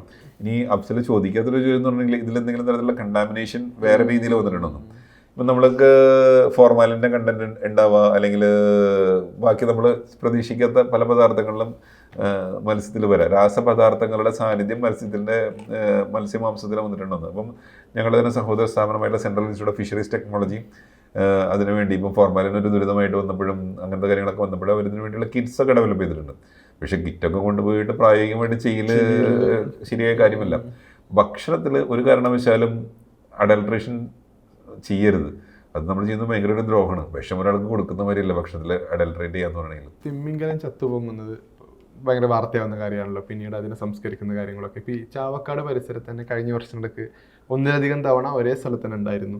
അപ്പോൾ ഇതിൻ്റെ ഒരു രീതി എങ്ങനെയാണ്? തിമിംഗലങ്ങൾ പല കാരണങ്ങൾ കൊണ്ടും കരക്കടിക്കാറുണ്ട്. അപ്പോൾ ഇത് കരക്കടിക്കാനുള്ള ഒരു ഈ ഇൻസിഡൻറ്റുകൾ കൂടുതൽ വരുന്നത് കൊണ്ട് ഇപ്പോൾ മറൈൻ മാമൽ സ്റ്റോക്ക് അസസ്മെൻറ്റ് വളരെ സ്ട്രോങ് ആയിട്ട് നടത്തേണ്ട ഒരവസ്ഥയിലേക്ക് ഇന്ത്യ ചെന്ന് വിട്ടു. ഇന്ത്യയിൽ നമ്മൾ തിമിംഗലങ്ങളെ വേട്ടയാടുന്നില്ല, നമ്മളൊരിക്കലും പിടിക്കുന്നില്ല. പക്ഷെ തിമിംഗലങ്ങളെ വേട്ടയാടുന്ന രീതിയിൽ, അതായത് കടൽ രക്തവർണ്ണമയമാക്കിയിട്ട് വേട്ടയാടുന്ന രാജ്യങ്ങളൊക്കെ ഉണ്ടായിട്ടുണ്ട്. അപ്പം നമ്മളൊരിക്കലും അതിനെ പ്രോത്സാഹിപ്പിച്ചിട്ടില്ല, ഒരിക്കലും അത് ചെയ്തിട്ടില്ല. പക്ഷെ തിമിംഗലങ്ങളെ ദൈവത്തിന് തുല്യം ആരാധിക്കുന്ന ക്ഷേത്രങ്ങളൊക്കെ ഉണ്ട് ഇന്ത്യയിൽ. അപ്പം ഇത്തരത്തിലൊരു കൺസെപ്റ്റ് നിലനിൽക്കുമ്പോൾ നമ്മൾ എന്തുകൊണ്ട് തിമിംഗലങ്ങളുടെ സ്റ്റോക്ക് അസസ്മെൻറ്റ് നടത്തേണ്ട ഒരു ആവശ്യകതയിലേക്ക് വന്നു എന്ന് പറഞ്ഞിട്ടുണ്ടെങ്കിൽ നമ്മുടെ തിമിംഗലങ്ങൾ കരയിൽ അടിയുന്നൊരു പ്രതിഭാസം ഉണ്ടാവുന്നത് മനസ്സിലാക്കി കഴിഞ്ഞപ്പം US ഗവൺമെൻറ് ഒരു നിബന്ധന കൊണ്ടുവന്നു. മറീൻ മാമൽ സ്റ്റോക്ക് അസസ്മെൻറ്റ് നടത്തിയിട്ട് ഇന്ത്യൻ ഫിഷിംഗ്, ഈ മറീൻ മാമൽസ് തിമിംഗലങ്ങളോ അതുമായിട്ട് ബാക്കി കടൽ സസ്തിനികൾ എല്ലാം കടൽ സസ്തിനികളായിട്ട് ബന്ധപ്പെട്ട് ഇന്ത്യൻ ഫിഷിംഗ് അവർക്കൊരു പ്രശ്നങ്ങൾ ഉണ്ടാക്കുന്നില്ല എന്നുള്ളൊരു ഡാറ്റ വേണം. അപ്പം ആ ഡാറ്റ കൈകാര്യം ചെയ്യാനായിട്ട് നമ്മൾ ഇതിൻ്റെ ഒരു അസസ്മെൻറ്റ് നടത്തിയാൽ മതിയാവും. എത്ര തിമിംഗലങ്ങളുടെ സ്റ്റോക്ക് ഉണ്ട്, ആ സ്റ്റോക്കുകളിൽ എത്ര എണ്ണം വെച്ചാണ് കരക്കടിയുന്നത്. അപ്പോൾ കരക്കടിയുന്നത് ഏകദേശം നമ്മൾ പിടിക്കപ്പെടുന്നതിന് തുല്യമായിട്ട് കണക്കാക്കേണ്ട അവസ്ഥയിലേക്ക് നമ്മൾ പോയി. പക്ഷെ കരക്കടിയുന്ന പല കാരണങ്ങൾ കൊണ്ടാവാം. ചിലപ്പം എന്ത് സംഭവിക്കുന്നു എന്ന് പറഞ്ഞിട്ടുണ്ടെങ്കിൽ ഒരു തിമിംഗലത്തിന് അതിൻ്റെ സഞ്ചാരപാതയിൽ ഏതെങ്കിലും ഒരു കപ്പലോ അല്ലെങ്കിൽ അത്തരത്തിലുള്ളൊരു ഇൻഫ്രാസ്ട്രക്ചറുമായിട്ട് ബന്ധപ്പെട്ട് എന്തെങ്കിലും ഒരു തടസ്സം വന്നിട്ട് അത് ഹിറ്റാവാന്ന് വിചാരിക്കും. പ്രൊപ്പലർ ഹിറ്റോ അങ്ങനെ എന്തെങ്കിലും ഒരു ഹിറ്റ് സംഭവിക്കുകയാണെങ്കിൽ ആ ഹിറ്റ് അതിനെ ബാധിച്ചു കഴിഞ്ഞിട്ടുണ്ടെങ്കിലും ഇത് വലിയൊരു ജീവിയാണല്ലോ. ഇത് കുറച്ചധികം സമയം സസ്റ്റെയിൻ ചെയ്യാൻ ചാൻസ് ഉണ്ട്. ഇതിൻ്റെ ആരോഗ്യമൊക്കെ വെച്ചിട്ട് സസ്റ്റെയിൻ ചെയ്യാൻ ചാൻസ് ഉണ്ട്. പക്ഷേ സസ്റ്റെയിൻ ചെയ്യാവുന്ന ഒരു പരിധി വിട്ട് കഴിഞ്ഞ് അപ്പോൾ അത് കൂടുതൽ അതിന് ഡിസ്റ്റർബൻസ് ഇല്ലാത്തൊരു ഏരിയയിലേക്ക് മാറാൻ ശ്രമിക്കും, അതിന് ബുദ്ധിമുട്ടില്ലാത്തൊരു ഏരിയയിലേക്ക്. പക്ഷെ അത് കൂടുതലും തീരപ്രദേശത്തിനോട് അടുത്ത് വരാൻ സാധ്യതയുണ്ട്. അത് കഴിഞ്ഞ് അത് കടലിൽ വെച്ച് തന്നെ മരണപ്പെടുകയാണെങ്കിൽ അതിൻ്റെ അത് സ്വാഭാവികമായിട്ടും തീരപ്രദേശത്തോട് ഒഴുകി വരും. അതാണ് ഒരു റീസൺ. രണ്ടാമത്തെ ഒരു റീസൺ സ്വാഭാവികമായിട്ടും വരുന്ന എന്തെങ്കിലും പ്രത്യേകതകൾ കാരണം തിമിംഗലത്തിന് ബുദ്ധിമുട്ട് സംഭവിക്കാം. അപ്പോൾ ആ ബുദ്ധിമുട്ടുകൾ കാരണം തിമിംഗലത്തിന് എന്തെങ്കിലും സംഭവിച്ചിട്ട് മരണം സംഭവിച്ചാൽ അതും കരക്കടിഞ്ഞിട്ടുണ്ടെങ്കിൽ പോസ്റ്റ്മോർട്ടം റിപ്പോർട്ടിലൂടെ മാത്രമേ നമുക്ക് അത് അസസ് ചെയ്യാൻ പറ്റുള്ളൂ. പക്ഷെ ചില സമയത്ത് മാസീവ് സ്ട്രാൻഡിങ് കാണാറുണ്ട്. ചില തിമിംഗലങ്ങൾ കൂട്ടത്തോടെ കരയ്ക്കുമെന്ന് അറിയുന്ന പ്രത്യേകത തൂത്തുക്കുടിയിലൊക്കെ അങ്ങനെ സംഭവിക്കുന്നുണ്ടായി. അപ്പം ഈ അങ്ങനെ കൂട്ടത്തോടെ കരക്കടിയുന്ന പ്രതിഭാസങ്ങൾക്ക് പല ശാസ്ത്രീയ കാരണങ്ങളും പറയാറുണ്ട്. നമുക്കത് പോസ്റ്റ്മോർട്ടം റിപ്പോർട്ടിൽ കൂടെ മാത്രം കണ്ടുപിടിക്കാൻ സാധിക്കില്ല. കടലിൽ പലതരത്തിലുള്ള നോയ്സ് പൊല്യൂഷൻസ് സംഭവിക്കുന്നുണ്ട്. നോയ്സ് പൊല്യൂഷൻസ് സംഭവിക്കുമ്പോൾ ഇത്തരം നോയ്സ് പൊല്യൂഷൻസ് തിമിംഗലങ്ങളുടെ എക്കോ ലൊക്കേഷന് കാര്യമായിട്ടുള്ള ബുദ്ധിമുട്ടുകൾ ഉണ്ടാക്കും. അതായത് തിമിംഗലം മൂവ് ചെയ്യാനായിട്ട് അത് പ്രൊഡ്യൂസ് ചെയ്യുന്ന എക്കോ സിഗ്നൽസിന് ബദലായിട്ട് വേറെ പല സിഗ്നൽസും വരുന്ന സമയത്ത് ഇക്കോ ലൊക്കേഷൻ സംവിധാനം തിമിംഗലങ്ങൾ മാത്രമല്ല മറ്റ് കടൽ സസ്തനികൾക്കെല്ലാം തന്നെ അങ്ങനെ ബുദ്ധിമുട്ടുണ്ടാകുമ്പോൾ അത് കൂട്ടം തെറ്റി കരയിലോട്ട് വന്ന് അടിയുന്ന ഒരു പ്രശ്നം കാണപ്പെടുന്നുണ്ട്. ഇങ്ങനെ പല രീതിയിലുള്ള പ്രശ്നങ്ങൾ ഇതുമായിട്ട് ബന്ധപ്പെട്ട് വരുമ്പോഴാണ് ഇതിൻ്റെ സ്ട്രാൻഡിങ് സംഭവിക്കുന്നത്. സ്ട്രാൻഡിങ് സംഭവിച്ചു കഴിഞ്ഞാൽ സ്വാഭാവികമായിട്ടും ഡിപ്പാർട്ട്മെൻറ്റ് വന്ന് ഫോറസ്റ്റ് ഡിപ്പാർട്ട്മെൻറ്റും ഫിഷറീസ് ഡിപ്പാർട്ട്മെൻറ്റും വെറ്ററിനറി സർജന്മാരൊക്കെ വന്ന് അതിൻ്റെ പോസ്റ്റ്മോർട്ടം നടത്തുന്നു. പോസ്റ്റ്മോർട്ടം റിപ്പോർട്ട് സബ്മിറ്റ് ചെയ്യുന്നു. സബ്മിറ്റ് ചെയ്തതിന് ശേഷം അത് സംസ്കരിക്കേണ്ട രീതിയിൽ സംസ്കരിക്കും. ഇനി ഇതുമായിട്ട് ബന്ധപ്പെടാത്ത വേറൊരു രീതിയിലുള്ള സംഭവം നടക്കുന്നത് മത്സ്യബന്ധനമോ അതുമായിട്ട് അല്ലെങ്കിൽ മത്സ്യബന്ധനം അല്ലാതെ തന്നെ പല മേഖലകളിലോ തിമിംഗലം ലൈവായിട്ട് തന്നെ വന്ന് സ്റ്റാൻഡേർഡ് ആവും. അപ്പോൾ ലൈവായിട്ട് വന്ന് സ്റ്റാൻഡേർഡ് ആകുമ്പോൾ നമ്മൾ അവൈലബിൾ ആയുള്ള ഒരു സിറ്റുവേഷനും അവെയർനെസ്സും വെച്ചിട്ട് ഈ തിമിംഗലത്തിനെ എങ്ങനെയെങ്കിലും രക്ഷിച്ചെടുക്കാൻ ശ്രമിക്കാറുണ്ട്. പലപ്പോഴും അതും സംഭവിക്കാറുണ്ട്. അപ്പോൾ അങ്ങനെ വരുന്ന കൂടുതലും ഇത് മത്സ്യബന്ധന മേഖലയിൽ ഏർപ്പെടുന്ന ആളുകളാണ് ഇതുമായിട്ട് ബന്ധപ്പെട്ട് കൂടുതൽ പ്രവർത്തിക്കാറ്. അങ്ങനെ വരുന്ന ആളുകളെ കണ്ടെത്തി അവരെ പ്രോത്സാഹിപ്പിക്കാൻ ഞങ്ങൾ ശ്രമിക്കാറുണ്ട്. കഴിഞ്ഞ മാസം തന്നെ ഞങ്ങളുടെ കേന്ദ്ര സമുദ്ര മത്സ്യ ഗവേഷണ സ്ഥാപനത്തിൻ്റെ മംഗലാപുരം ഗവേഷണ കേന്ദ്രത്തിൽ നമ്മൾ അത്തരം ഒരു ഗ്രൂപ്പ് ഫിഷർമാനെ ആദരിക്കുകയുണ്ടായി. അവർ വന്ന് ഒരു വെയിൽ ഷാർക്കാണെന്ന് തോന്നുന്നു, അതിന് അവർ മോചിപ്പിക്കുകയും അതിൻ്റെ വീഡിയോ ഒക്കെ അവരെടുത്തു. വീഡിയോ എടുത്തിട്ട് വീഡിയോ സോഷ്യൽ മീഡിയയിൽ വൈറലായി കഴിഞ്ഞപ്പം ആളുകൾ അറിഞ്ഞു. അപ്പം നമ്മൾ അവർ കോമ്പൻസേറ്റ് ചെയ്തു, അവർ സഹായിച്ചു. അപ്പം ആ രീതിയിലും പലരും ശ്രമിക്കുന്നുണ്ട് അങ്ങനത്തെ കാര്യങ്ങളൊക്കെ ചെയ്യാനായിട്ട്. പക്ഷേ ഈ തിമിംഗലം ഛർദിലിൻ്റെ നിയമവശം എന്താ? കാരണം അത് വിൽപ്പന നടത്തുന്ന ആളുകളെ പോലീസ് പിടിക്കുന്നുണ്ട്. അതായത് ഷെഡ്യൂൾ ലിസ്റ്റിൽ വരുന്ന ഓർഗാനിസംസ് അതിപ്പം എന്ത് തന്നെയാവട്ടെ, തിമിംഗലം തന്നെ ആവണമെന്നില്ല, എന്ത് ഓർഗാനിസം ആയാലും, കോറലായാലും എന്തായാലും പവിഴപ്പുറ്റുകളായാലും, ആളുകൾ ഇപ്പോൾ കടൽ തീരത്ത് പോകുമ്പോൾ പവിഴപ്പുറ്റുകൾ കരക്കടിഞ്ഞ് കല്ലുമലിയിടം കാണാം. പക്ഷേ ഷെഡ്യൂൾ ലിസ്റ്റിൽ വരുന്ന സംഭവങ്ങൾ ഒന്നും തന്നെ അതിൻ്റെ എന്ത് ഭാഗമായാലും, ചത്ത് ചീഞ്ഞ് പോയ എലിൻ്റെ കഷ്ണമായാലും പോലും ഒന്നും എടുക്കാൻ പാടില്ല എന്നാണ് നിയമം. ഉപയോഗിക്കാൻ പാടില്ല. അങ്ങനെ ഉപയോഗിച്ചു കഴിഞ്ഞിട്ടുണ്ടെങ്കിൽ ആളുകൾ അത്തരം ഓർഗാനിസത്തിനെ ടാർഗറ്റ് ചെയ്യാൻ ചാൻസ് ഉണ്ട് അപ്പോഴും. കാരണം അത് ചത്തുപോയതാണ്, അതുകൊണ്ട് ഉപയോഗിക്കാം, അല്ലെങ്കിൽ അതിനിപ്പം ജൈവ സാന്നിധ്യം ഇല്ല അതുകൊണ്ട് അത് ഉപയോഗിക്കാം എന്ന് പറഞ്ഞു കഴിഞ്ഞിട്ടുണ്ടെങ്കിൽ ആൾക്കാർ അതിനെ കൊന്നിട്ടും ഉപയോഗിക്കാനുള്ള ചാൻസ് കൂടുതലല്ലേ. അതുകൊണ്ട് നിയമം അനുശാസിക്കുന്നത് ഒരു രീതിയിലും അത്തരം ഷെഡ്യൂൾ ലിസ്റ്റിൽ പെടുന്ന ഓർഗാനിസത്തിൻ്റെ ഒന്നും തന്നെ ഉപയോഗിക്കാൻ. അതുകൊണ്ടാണ് ഈ പലതരം റെസ്ട്രിക്ഷൻസ് വരുന്നത്. ആളുകൾ പലപ്പോഴും ഒരു ഫാൻസി ആയിട്ട് അതൊക്കെ വീട്ടിൽ കൊണ്ട് വയ്ക്കാറുണ്ട്. പക്ഷെ നിയമപ്രകാരം അത് തെറ്റാണ്. ഈ ഫോർട്ട് കൊച്ചിക്കും വൈപ്പിനും ഇടയിലുള്ള കപ്പൽ ചാലിൽ ഡോൾഫിനെ കണ്ടതായിട്ട് മുമ്പ് വാർത്ത വന്നിരുന്നു. പിന്നീട് പലപ്പോഴും ഇപ്പോൾ അവിടെ നിന്ന് ഫെറി പോണ സമയത്തൊക്കെ ആളുകൾ കാണാറുണ്ട്. അത് ആ പ്രദേശത്ത് മാത്രം കാണപ്പെടുന്നതിൻ്റെ ഒരു കാരണം എന്താണ്? അല്ല, ആ പ്രദേശത്ത് മാത്രമല്ല, ഇത്തരം ഏരിയകളിൽ ഇതിൻ്റെ സാന്നിധ്യം ഉണ്ട്. അപ്പം കാലങ്ങളായിട്ട് അവിടെ കാണുന്ന സംഭവമാണ്. നമ്മുടെ ഈ കേരള തീരത്ത് മറ്റേതൊക്കെ സ്ഥലങ്ങളിലാണ് ഇത് കാണപ്പെടുന്നത്?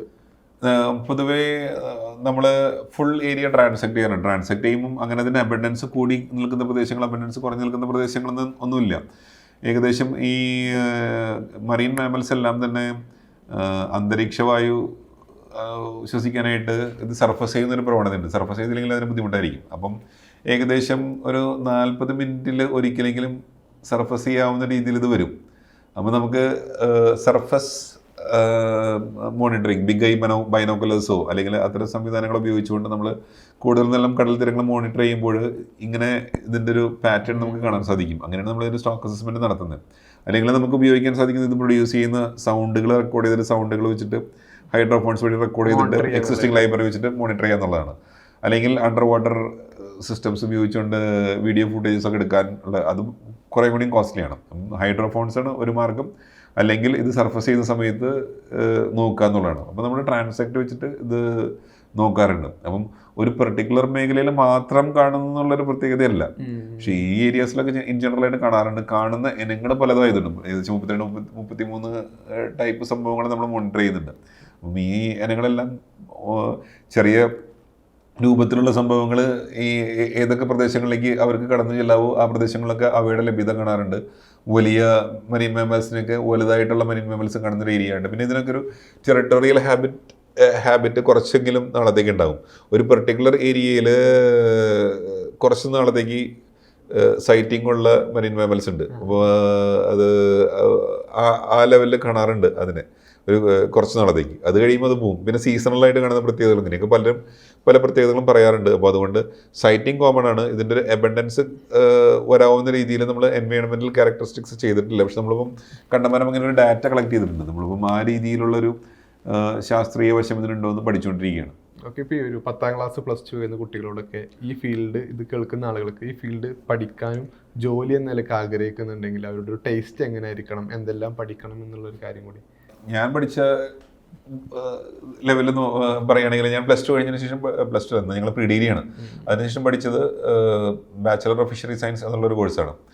അപ്പം ആ കോഴ്സിൽ പൊതുവേ ഒരു 4 വർഷത്തെ ഒരു പ്രൊഫഷണൽ കോഴ്സാണ്. അപ്പം എല്ലാ കോഴ്സുകളും 4 വർഷത്തേക്ക് പോയിക്കൊണ്ടിരിക്കുകയാണ്. അപ്പം 4 വർഷത്തെ ഒരു പ്രൊഫഷണൽ കോഴ്സിൽ കൂടുതൽ പഠിക്കുന്നത് മീനുമായിട്ടും മത്സ്യമേഖലയായിട്ടും മത്സ്യബന്ധന മേഖലയും മത്സ്യകൃഷി മേഖലയായിട്ട് ബന്ധപ്പെട്ട എല്ലാ കാര്യങ്ങളും അതിന് സപ്പോർട്ട് ചെയ്യേണ്ട ഗവേഷണ മേഖലയിലേക്ക് പോകാൻ താല്പര്യമുള്ളവർക്ക് അതുമായിട്ട് ബന്ധപ്പെട്ട് വരുന്ന എല്ലാ വിഷയങ്ങളും പഠിക്കും. ഏകദേശം 47-48 വിഷയങ്ങൾ ഈ ഗ്രാജുവേഷൻ പീരീഡിൽ പഠിക്കുന്നുണ്ട്. പല സെമിസ്റ്ററുകളായിട്ട് 8 സെമിസ്റ്ററുകളായിട്ട് പഠിക്കുന്നുണ്ട്. ഇതിനുശേഷം അപ്പം അത് പഠിക്കാൻ ഓൾ ഇന്ത്യ തലത്തിൽ അതത് സംസ്ഥാനങ്ങളിലുള്ള ആളുകൾ അതത് സംസ്ഥാനങ്ങളിലല്ല ഈ ഒരു ഓൾ ഇന്ത്യ എക്സാമിനേഷൻ ക്ലിയർ ചെയ്തിട്ട് മറ്റ് സംസ്ഥാനങ്ങളിൽ പോയി പഠിക്കുകയാണെങ്കിൽ undergraduate UG program graduation ചെയ്യാനായിട്ട് അവർക്ക് ഫെലോഷിപ്പ് കിട്ടും.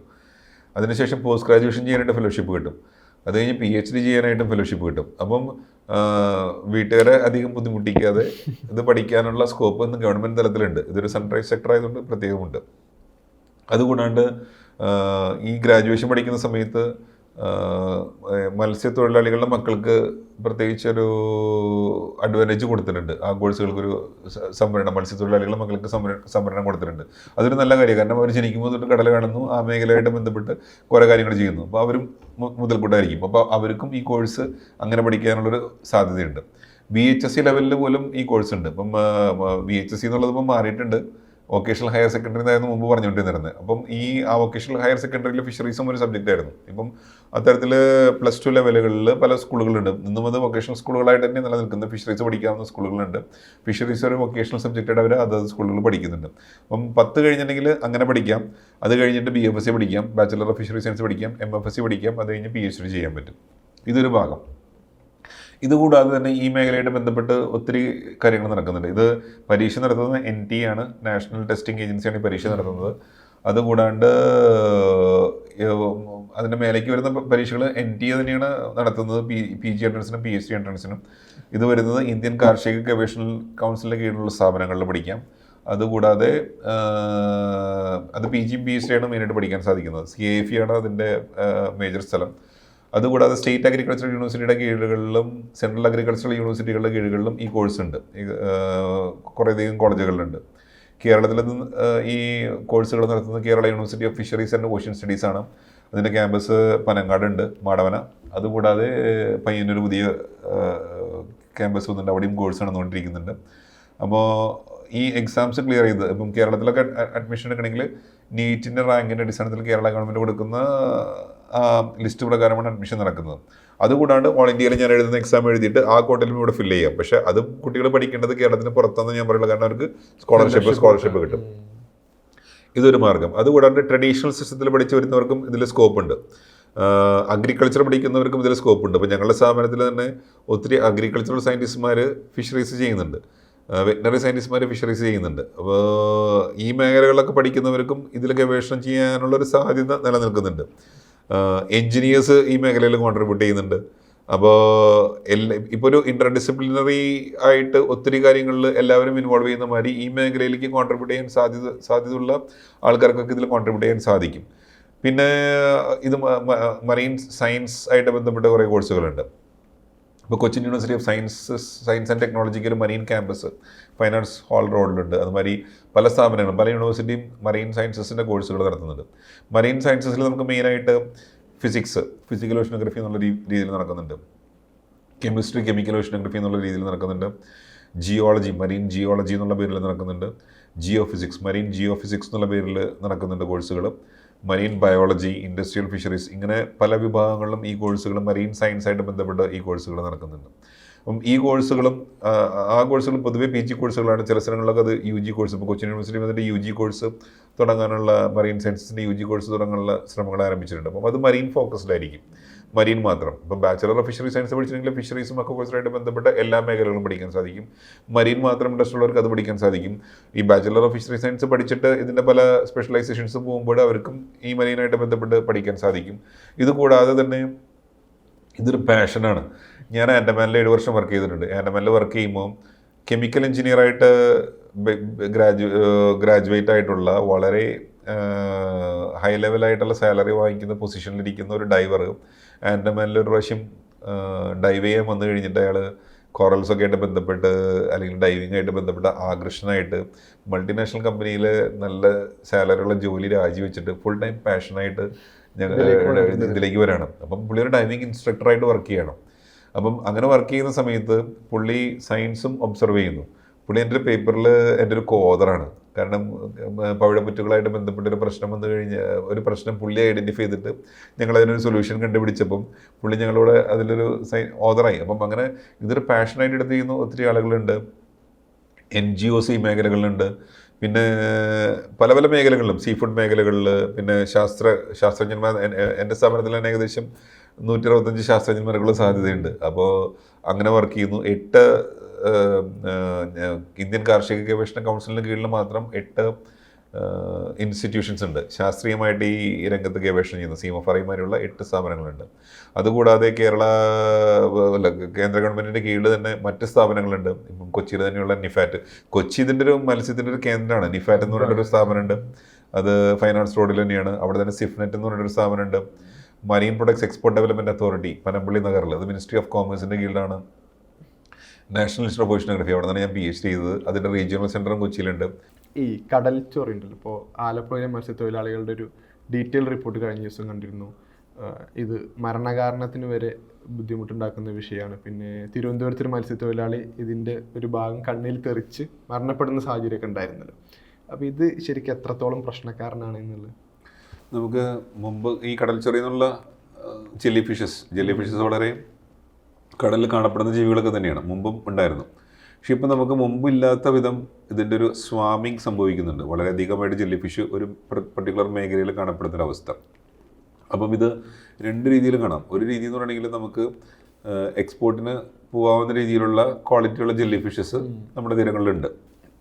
അപ്പം അതിനെ മാത്രം ടാർഗറ്റ് ചെയ്തുകൊണ്ട് അത് പിടിച്ചുകൊണ്ട് അതിനെ എക്സ്പോർട്ട് ചെയ്യാനുള്ളൊരു പോസിബിലിറ്റി ഉണ്ട്. പക്ഷേ പലപ്പോഴും അതിനൊരു വലിയ വാല്യൂ കാണാത്തതുകൊണ്ട് അവരത് കടൽ തീരത്തിനിട്ട് ചെയ്യാൻ തുടങ്ങി കഴിഞ്ഞപ്പോൾ അതിൽ സാൻഡ് പാർട്ടിക്കിൾസും ബാക്കി കാര്യങ്ങളൊക്കെ, അല്ലെങ്കിൽ അവർ അത് പ്രോസസ്സ് ചെയ്യുന്ന രീതി അതിന് CIFTക്ക് സഹായിക്കാൻ സാധിക്കും, സെൻട്രൽ ഇൻസ്റ്റിറ്റ്യൂട്ട് ഓഫ് ഫിഷറീസ് ടെക്നോളജിക്ക്. അപ്പം പക്ഷേ ഇതിൽ പ്രോബ്ലം എന്താണെന്ന് വെച്ചിട്ടുണ്ടെങ്കിൽ ഈ ജെല്ലി ഫിഷിൻ്റെ സ്വാമിങ് എവിടെ നടക്കുന്നു എന്നുള്ളത് കറക്റ്റായിട്ട് ഫിഷർമാൻ അറിയാൻ സാധിക്കണം. അപ്പം ആ ഒരു മെക്കാനിസത്തിൽ ജെല്ലി ഫിഷിനെ മാത്രം പിടിക്കണം. ആ സമയത്ത് മറ്റ് മത്സ്യബന്ധന രീതികൾ ഉപയോഗിക്കാൻ പാടില്ല. അപ്പോൾ അതിന് വേണ്ടത് ജെല്ലി ഫിഷ് ബ്ലൂം അഡ്വൈസറീസ് ആണ്. അപ്പോൾ നമ്മൾ ജെല്ലി ഫിഷ് വളരെ അടുത്ത് ഇത്ര സ്ട്രോങ് ആയിട്ട് വന്നൊരു പ്രതിഭാസമായതുകൊണ്ട് കണ്ടിന്യൂസ് ആയിട്ട് പഠിച്ചുകൊണ്ടിരിക്കുകയാണ്. അപ്പോൾ നമുക്ക് ആദ്യം വേണ്ടത് ജെല്ലി ഫിഷ് കൂടുതലായിട്ട് കാണപ്പെടുന്ന മേഖല ഏതാണ്, ആ മേഖലയിലേക്ക് കറക്റ്റായിട്ട് ചെന്ന് ജെല്ലി ഫിഷിനെ പിടിക്കാൻ സാധിക്കുക, അതിന് എക്സ്പോർട്ട് ക്വാളിറ്റിയിൽ കൊടുക്കാൻ സാധിക്കുക എന്നുള്ളതാണ്. രണ്ടാമത്തെ പ്രശ്നം എന്ന് വെച്ചിട്ടുണ്ടെങ്കിൽ ജെല്ലി ഫിഷ് നമുക്ക് ഈ ഒരു ആസ്പെക്റ്റ് വിട്ടുകൊണ്ട് ജെല്ലി ഫിഷ് മാത്രമുള്ളപ്പോൾ മത്സ്യബന്ധനം നടത്തുമ്പോൾ ഉണ്ടാകുന്ന ബുദ്ധിമുട്ടുകൾ. അപ്പം ജെല്ലി ഫിഷ് ടോക്സിൻസ് ഉൽപ്പാദിപ്പിക്കുന്നുണ്ട്. ആ ടോക്സിൻസ് അതുമായിട്ട് ഹാൻഡിൽ ചെയ്യുമ്പം അതിൻ്റെ ബുദ്ധിമുട്ട് വരുന്നു. അല്ലെങ്കിൽ മത്സ്യബന്ധനത്തിൽ മത്സ്യത്തിൻ്റെ ഒപ്പം തന്നെ ജെല്ലി ഫിഷ് കയറി വരുമ്പോൾ ആ മത്സ്യം ഉപയോഗിക്കാൻ പറ്റാത്ത രീതിയിൽ മോശമായി പോകുന്നു. അപ്പോൾ ജെല്ലി ഫിഷിൻ്റെ ടോക്സിൻസ് എത്രമാത്രം ലീതലാണ്, അത് മരണകാരണമാണോ അല്ലയോ എന്നുള്ളതാണ്. ഈ കാരണമായിട്ടുള്ള ടോക്സിൻസ് പ്രൊഡ്യൂസ് ചെയ്യുന്ന ജെല്ലി ഫിഷ് ഉണ്ട്. അപ്പം ഈ മരണം സംഭവിക്കുന്നത് ആളുകളുടെ ഇമ്മ്യൂൺ ലെവൽ വെച്ചിട്ടാണ് മെയിനായിട്ട് സംഭവിക്കുക. നോർമലി ജെല്ലി ഫിഷ് സ്റ്റിങ്സ് നമുക്ക് അലർജിക് ഇറിറ്റേഷനാണ് ക്രിയേറ്റ് ചെയ്യുക. അപ്പം അങ്ങനെ അലർജിക് ഇറിറ്റേഷൻസ് ക്രിയേറ്റ് ചെയ്യുന്നതുകൊണ്ടും അത് പലപ്പോഴും പ്രശ്നങ്ങൾ ഉണ്ടാക്കുന്നതുകൊണ്ടും നമ്മൾ അത്തരം പ്രശ്നങ്ങൾ ഉണ്ടാകുമ്പോൾ എന്താണ് ഇമ്മീഡിയറ്റ് സൊല്യൂഷൻ എന്നുള്ള ലെവലിൽ മെഡിക്കൽ ടീമായിട്ട് ഡിസ്കസ് ചെയ്തുകൊണ്ട് ഞാൻ CMFRI കേന്ദ്ര സമുദ്ര മത്സ്യ ഗവേഷണ സ്ഥാപനം CMFRI ഇതുമായിട്ട് ബന്ധപ്പെട്ട് പ്രവർത്തിക്കുന്ന ഒരു സയൻറ്റിഫിക് ഗ്രൂപ്പ് ഉണ്ട്. അപ്പം അവരൊരു ജെല്ലി സേഫ് എന്ന് പറഞ്ഞിട്ടൊരു ഫസ്റ്റ് എയ്ഡ് കിറ്റ് ഡെവലപ്പ് ചെയ്തു. അത് പെട്ടെന്ന് കൂടുതൽ അഡ്വാൻസ് ലെവലിലേക്കൊന്നും ട്രീറ്റ്മെൻറ്റിന് പോസിബിലിറ്റി ഇല്ലെങ്കിലും ഒരു ചെറിയ രീതിയിൽ പെട്ടെന്നൊരു ജെല്ലി ഫിഷ് സ്റ്റിങ് വന്നു കഴിഞ്ഞിട്ടുണ്ടെങ്കിൽ ഈ ജെല്ലി സേഫിൽ ഉപയോഗിച്ചിട്ടുള്ള മെക്കാനിസംസ് വെച്ചിട്ട് നമുക്ക് ആ കിറ്റ് പ്രതിരോധിക്കാൻ പറ്റും. കുറച്ചൊക്കെ പ്രതിരോധിക്കാൻ സാധിക്കും. പക്ഷേ ബോക്സ് ജെല്ലി ഫിഷസ് എന്ന് പറയുന്ന വിഭാഗത്തിൽ പെടുന്ന ജെല്ലി ഫിഷസിൻ്റെ സ്റ്റിങ്സ് കുറച്ച് ഡേഞ്ചറസ് ആണ്. അത് നമുക്ക് മോർട്ടാലിറ്റിയിലേക്കൊക്കെ പോകാൻ സാധ്യതയുണ്ട്. ഇനി അതിൻ്റെ പ്രസൻസ് നമ്മുടെ കടലുകളിൽ ഉണ്ടോ എന്ന് ചോദിച്ചാൽ നമ്മൾ മുമ്പ് തീരപ്രദേശങ്ങളിൽ ബോക്സ് ജെല്ലി ഫിഷിൻ്റെ സാന്നിധ്യം അത്ര കാണാറില്ല, പക്ഷേ ഇപ്പോൾ കാണുന്നുണ്ട്. അപ്പോൾ അതുകൊണ്ട് ജെല്ലി ഫിഷ് സ്റ്റിങ്സ് അങ്ങനെ സംഭവിച്ചാൽ, ബോക്സ് ജെല്ലി ഫിഷിൻ്റെ സ്റ്റിങ്സ് സംഭവിച്ചാൽ ഒരുപക്ഷെ അത് മരണകാരണമായേക്കാം. ഓരോ ദിവസവും വള്ളങ്ങളിലും യന്ത്ര ബോട്ടുകളിലും ഒക്കെ ഉൾപ്പെടെ നിരവധി ആളുകൾ കടലിലേക്ക് മീൻ പിടിക്കാൻ പോകുന്നുണ്ട്. അപ്പോൾ ഈ മീൻ പിടിച്ചു കൊണ്ടുവരുന്ന ആളുകളുടെയൊക്കെ കണക്ക്, എത്ര മീൻ ലഭ്യത ഉണ്ട്, ഇതിൻ്റെയൊക്കെ ഒരു ഓഡിറ്റിംഗ് സംവിധാനം എങ്ങനെയാണ് എന്നുള്ളത് ആദ്യം നമുക്കറിയേണ്ടത് എത്ര മീൻ പിടിക്കുന്ന കുടുംബങ്ങൾ ഇന്ത്യയിലുണ്ടെന്നുള്ളതാണ്. അതിന് നമ്മൾ ചെയ്യുന്ന സംവിധാനം മറീൻ ഫിഷറീസ് സെൻസസ് ആണ്. ഞാൻ അഭിമാനത്തോടെ പറയുന്നു, ഞാൻ അല്ലെങ്കിൽ എൻ്റെ ഒരു റെപ്രസെൻറ്റേറ്റീവ് എല്ലാ ഫിഷർമെൻ ഹൗസ് ഹോൾഡുകളിലും, അതായത് മത്സ്യബന്ധനവുമായിട്ട് ബന്ധപ്പെട്ട് പ്രവർത്തിക്കുന്ന എല്ലാ വീടുകളിലും ഞാൻ അല്ലെങ്കിൽ എൻ്റെ ഒരു റെപ്രസെൻറ്റേറ്റീവ് 6-7 വർഷം കൂടുമ്പോഴേ ചെന്നിട്ട് അവരുടെ സോഷ്യോ എക്കണോമിക് സ്റ്റാറ്റസ്, ആ ഭാഗത്തുള്ള ഇൻഫ്രാസ്ട്രക്ചർ, അവർ വള്ളം ഓൺ ചെയ്യുന്നു അല്ലെങ്കിൽ അവർക്ക് എന്ത് ഇൻഫ്രാസ്ട്രക്ചർ ഉണ്ട്, അവരുടെ എഡ്യൂക്കേഷൻ ഏത് ലെവലിലെത്തി നിൽക്കുന്നു, മറ്റ് ആളുകളുണ്ടോ, അവർക്ക് എന്തുമാത്രം ഓണർഷിപ്പ് ഉണ്ടോ, ആ സോഷ്യോ എക്കണോമിക് സ്റ്റാറ്റസ് നമ്മൾ നമ്മൾ ഗവൺമെൻറ് ഓഫ് ഇന്ത്യക്ക് വേണ്ടി മറീൻ ഫിഷറീസ് സെൻസസിൻ്റെ രൂപത്തിൽ നമ്മൾ ചെയ്യുന്നു. പുതിയ സെൻസസ് ഇപ്പം ഈ വർഷം സംഭവിക്കും. അപ്പോഴും സീമഫറ തന്നെയാണ് ലീഡ് ഓർഗനൈസേഷൻ. എല്ലാ മാരിടൈം സ്റ്റേറ്റ്സിനും യൂണിയൻ ടെറിട്ടറീസിനും ഈ സെൻസസ് എടുക്കുന്നത് സീമഫറയാണ്. അപ്പോൾ ആ വിവരം കിട്ടി. ഇനി അടുത്തത്, ഇങ്ങനെ വിവരം കിട്ടിയെങ്കിൽ ഇത്രയും വള്ളങ്ങളും ഇത്രയും ആളുകളും ഉണ്ടെങ്കിൽ ഒരു ദിവസം ഇവർ എത്ര ട്രിപ്പ് നടത്തുന്നു എന്നുള്ളതാണ്. അപ്പം അങ്ങനെ അതിനെ നമ്മൾ സയൻറ്റിഫിക്കലി പറയുന്നത് എഫേർട്ട് എന്നുള്ളതാണ്. ഈ എഫേർട്ടിൽ എത്രമാത്രം മീൻ ഉൽപ്പാദിപ്പിക്കപ്പെടുന്നു എന്നുള്ളതാണ്. അപ്പം പൊതുവേ കുറച്ച് വള്ളങ്ങളും കണ്ടമാനം മീനും കൊണ്ടിരുന്ന രാജ്യങ്ങളിലൊക്കെ അവർ കറക്റ്റായിട്ട് ലോഗിങ് സിസ്റ്റം ഉണ്ട്. അതായത് പുറപ്പെടുന്ന വള്ളത്തിൻ്റെ സമയം, തിരിച്ചു വരുന്ന സമയം, ആ വള്ളത്തിലുണ്ടായിരിക്കുന്ന മീനിൻ്റെ അളവ്, മീൻ കിട്ടുന്ന മേഖല. പക്ഷെ നമ്മുടെ നാട്ടിൽ പല വിഭാഗങ്ങളിൽ പെടുന്ന പലതരം വള്ളങ്ങൾ, ഇതെല്ലാം ഒരു സ്ഥലത്ത് തന്നെ വരുന്നില്ല. അവർ പോകുന്നത് ഒരു സ്ഥലത്ത്, ചെന്ന് കയറുന്നത് വേറെ സ്ഥലത്ത്, പ്രൈവറ്റ് ആയിട്ടുള്ള സ്ഥലങ്ങളിൽ നിന്ന് പോകുന്നു, സ്വന്തമായിട്ടുള്ള സ്ഥലങ്ങളിൽ നിന്നും മൂവ് ചെയ്യുന്നു, അങ്ങനെയൊക്കെ സംഭവിക്കുന്നു. ഇത്രയും കോംപ്ലക്സ് ആയിട്ടുള്ളൊരു സിറ്റുവേഷനാണ്.